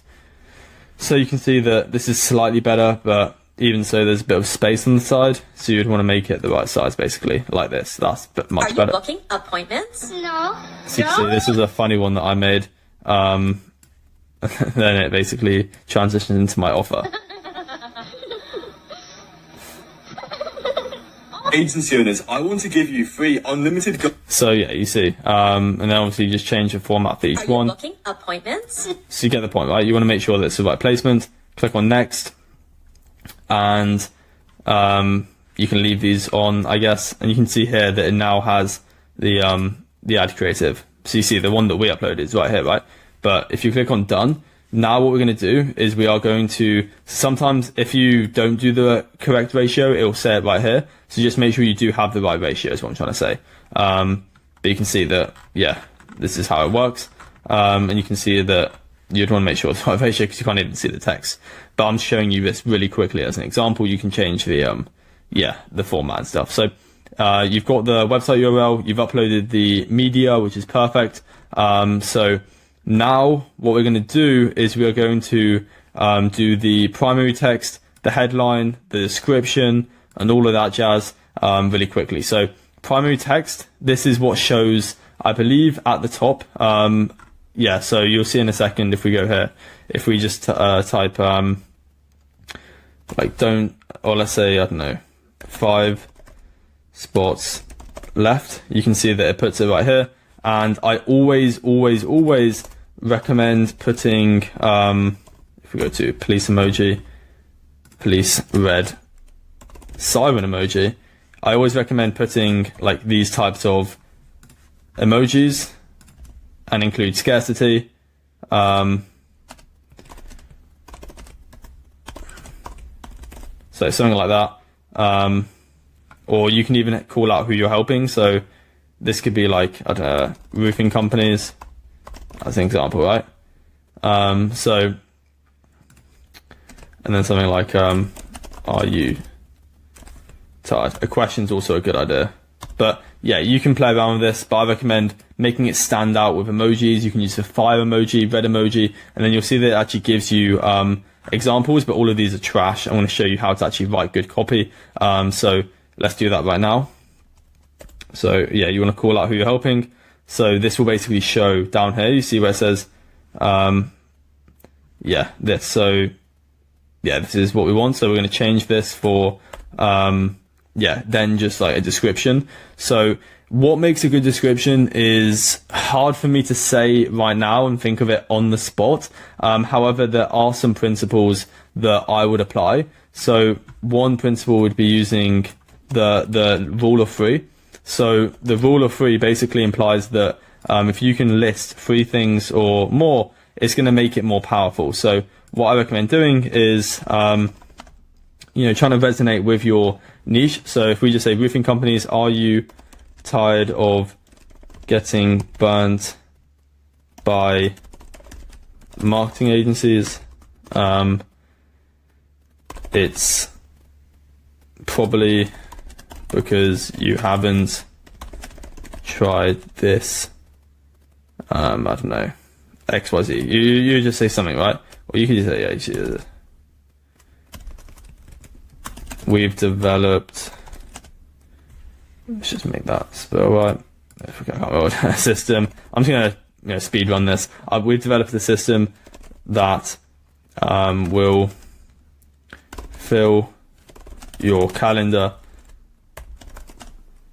completely risk-free, and then you can put the list of 3, right? So no retainers, no risk, instant access. You get the point. You would put your offer services right here, right? So yeah, and then you obviously want more risk reversal, so you'd say we have a guarantee. Yeah, and then just say click learn more to book your free strategy session. So that is very bad copy, but if you spend a bit longer, you could develop good copy, right? But the premise is you would have some headlines here. So if we just do the fire emoji very quickly, let's go down here to fire, and if we just write this here, so this looks, you can see how it looks a bit better, and it shows you right here what it does. So yeah, like roofing companies, are you tired of getting burnt by marketing agencies? It's probably because you haven't tried this. We've developed a system. We've developed a system that will fill your calendar completely risk-free. No retainers. You could even make this more dramatic. No BS retainers. No risk on your end. You could say, yeah, something like, I don't know, you get the point, right? But and then you could even add it like a bonus. We'll send you customers for free first. But obviously the more strong your offer is, the better this will perform. So then just obviously tick this to make sure it selects the right one. So you can see now it's starting to come together. And then what we want to do is we want to add the description, which you can just, I believe, copy and paste. Don't know why I did that. Let's go down a bit more. Yeah, you can go to the description and you can put it in here and then select. Perfect. So yeah, you can paste it in the description as well. So yeah, what we want to do now is we want to have the call to action. You can have it as learn more. I found that to work best, but if you're doing school, you could do like sign up or apply now, things like that. You can change just what it says basically here. We're getting closer. I think that's pretty much it. Just make sure you have your meta pixel active. And now you're good to go. Once you click publish, it's going to start spending at the budget that you set in the, so if you go, this might just delete all of it. So make sure you click publish. But you would obviously run it at the budget that you select. So once you've done that, congratulations. You've now set up the your first ad, and within a few days you'll know if it's bad, and it probably will be. I recommend doing about 5 image ads which are different, so 5 different ad creatives within here. So you would have like another one, so you'd create an ad, you would do that, like you need to max out that side, right? You need like all of this with different ads that you're constantly testing with the advantage campaign thing, where it basically just puts money towards the best performing ad. And if you just do that, test it, you'll be absolutely fine, as well as use targeting to make sure you're placing it in front of your warm list first, and then once you've dried that out, you can go for more cold.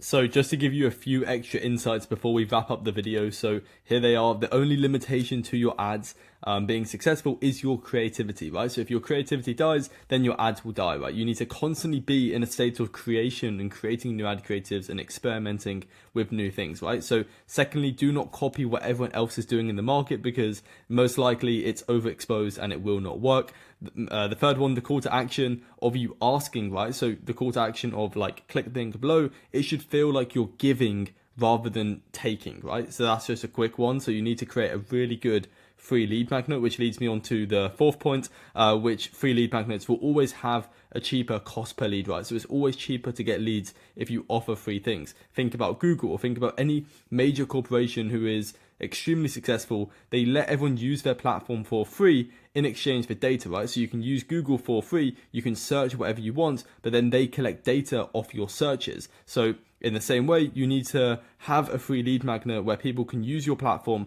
and then you can essentially convert them through emails and SMS or calling and things like that, right? So the sixth one is call out your niche in the headline in all capitals and emojis. So that's the text that you see on Facebook either above or below in the caption, as you would know on Instagram. Make sure you test at least 5 new creatives every single week. Test phase of at least $1,000 throughout 2 to 3 weeks, and then you'll find the winner, hopefully. And as I mentioned before, most of them will fail, but hopefully you find one that works, and then you can increase your budget. Once you've got a winner, turn off the ads that don't work, and you should be good to go. In this video, you're going to learn how to place an AI chatbot on a website in less than 10 minutes. If you just give me 10 minutes, you're going to understand everything you need to know about AI chatbots. And this is perfect if you're a beginner, because I'm going to be walking you through it step by step. And I promise you, you won't find a simpler video on the internet when it comes to this. And to show you how this works, your customers or prospects will simply have a little button on a website that they can click on and get the support that they need. So if we quickly look at this, let's just say you sell some type of community, you could essentially, give the chatbot any prompt you want. And if we ask it questions like, how did the coaching course work? It's going to be able to give us more information. And yeah, it's perfect for saving time, saving money, because businesses don't have to hire customer support. So yeah, it's going to save you time and money if you're doing it for yourself, or if you're implementing this for your clients, it's going to save them time and money. So highly recommend you watch this video, and it's going to be really easy. So let's dive straight into this. Now, all you need to get started is a tool called Go High Level. Now, you can get 14 days free. I'm not affiliated with them. It's just what I use. It's the simplest thing to do it. So yeah, assuming you have Go High Level, next you just need to go into your sub account. And once you're in your sub account, simply go to sites. And in sites, you'll be able to see funnels and websites. If you want to place it on a website, you can click that. If you want to place it onto a landing page, you can do that. For this example, let's just place it onto a simple landing page. So let's go up here and click on new funnel. Now, once you click on new funnel, let's just choose a template. Once again, I'm not going to tweak the copywriting. Let's just say we want to place it onto this landing page right here in less than 10 minutes. So let's click on it. Let's click continue. And if you give it a second to load, it's just, getting the website ready. Obviously, your client may already have a website, or you probably have one already. But yeah, once you've gotten to this stage, now let's just go off this quickly. And if we go here, you can see that we essentially have settings. Now, in settings, this is where you will add the chat widget. So the chat widget is what we see at the bottom right, this little icon here. So in order to create a chat widget, we simply just go to chat widgets insights. Very simple. And you basically just want to click on new at the top right here. And once you click on that, you're going to get 3 options in terms of which chat widget you want. You can go for an SMS email chat, you can go for a live chat, or you can go through WhatsApp. I recommend going for live chat if we are placing it onto a website. So let's simply click on this and it will take us to this page here. You can call this whatever you want. Let's just leave it as chat widget 2 in this case. And the first thing you're going to notice is that we can actually change the styles. So you can change the color of this here by clicking on this. You can see that it's gone green. We can make it orange, yellow, purple, whatever color you want. You can also change the actual, the profile picture in a second, and you can even change the welcome message. So right now it's hi there. Do you have a question? Text or said, you can see that's what it says. If you want to say something else, you can simply put something else, right? Doesn't matter, right? That is that. If you want to change the actual profile picture, it's in widget customization, and you can just replace the profile picture right here. That's as simple as I can put it, right? You can put it whatever you want. For messaging, I recommend leaving this how it is. You can tweak this if you want. So right now we're not doing anything with AI. This is simply just having the design how you want. So this doesn't really matter too much. If I'm being honest, you can put whatever you want. This is just what you want it to say here, essentially, where it says like start a new chat and stuff like that. So you don't really need to change too much in here. So let's just quickly save this and then let's go back.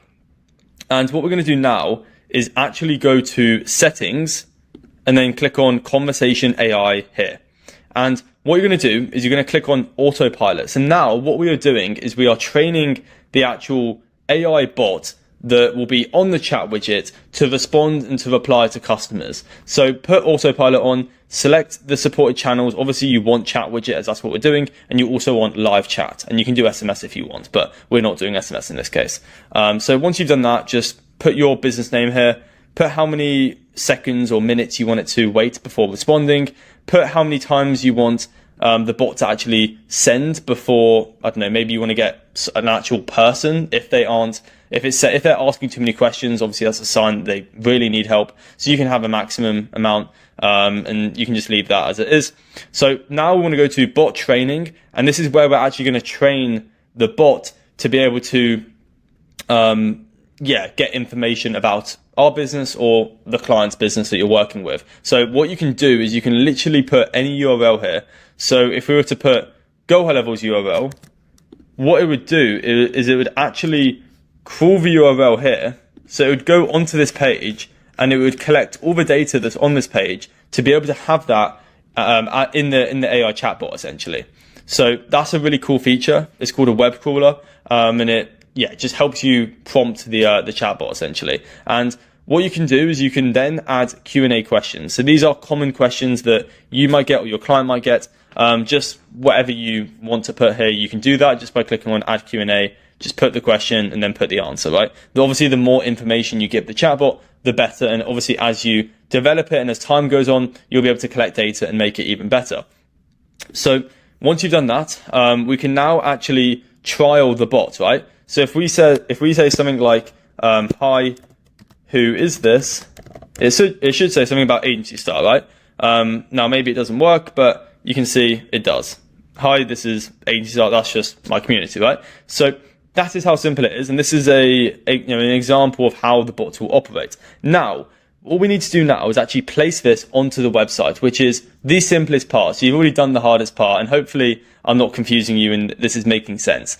So in order to place this onto the website, what we need to do is we essentially need to go back to sites. So this is automatically on chat widget and live chat. We just need to place it onto the website, and we do that by going to sites here, and we essentially then go onto chat widget 2, which if you remember, that's just the example that we're running with in this video. And you basically just want to go to, I believe, this part here where it says get code. And once you click on get code, you can very simply just copy this code and then take it back to the landing page, which if you remember at the very start, we did just create a quick landing page, which was called, if I'll find it, let's go to the second page. Yeah, it was this one, Elementary Smart Funnel. And to place the chat widget with the conversational AI on this website, all you need to do is go to settings, and you essentially need to come down here. Right, if you weren't to have done this already, it would say none, and then we're just going to select chat widget 2. So if we click that and then save it, and then we can put the body tracking code. So we can actually put the code, if you remember correctly, we just copied that code. So let's place the code and boom, you are done. That is it. That is the entire chatbot. And you can see how simple this is. And if we simply now go to view page, what you'll see is at the bottom right, there'll be this button right here. And you can see that it's the same one that we could have changed. We could have changed that profile picture. We kept it the same just to make it simple and for you just to get the point, really, because I don't want to overcomplicate things. I try and make it as easy as I can on this channel. And if we just ask a question, it will respond. And obviously you can tweak it however you want. You can put whatever message you want right here. You can put the name, whoever you want the agent to be called. On a quick side note, I don't actually recommend you get Go High Level because it is a bit too expensive in my opinion if you are a beginner. I do have a school community and we actually give you free Go High Level and you can get as many sub accounts as you need for yourself or your clients. So it's even better and it will save you money. And we actually give you about 15 to 20 different snapshots that you can plug and play into your sub account that you get in the school community with AI appointment setters, AI callers, high ticket funnel workflows, low ticket funnel workflows, webinar workflows, you name it, we have it. We've got this dialed in, right? And the best part is you don't actually have to pay for High Level because we give you sub accounts. So yeah, that is going to save you money and that will be the first link in the description. You can also come say hi to me and yeah, I'll answer any questions you have one-to-one. So that's also a benefit. But yeah, that's just a quick plug from me. If you don't want to join that, that's all good. I get it. You can just like and subscribe. That will also help the channel. So yeah, take it easy and have an amazing day.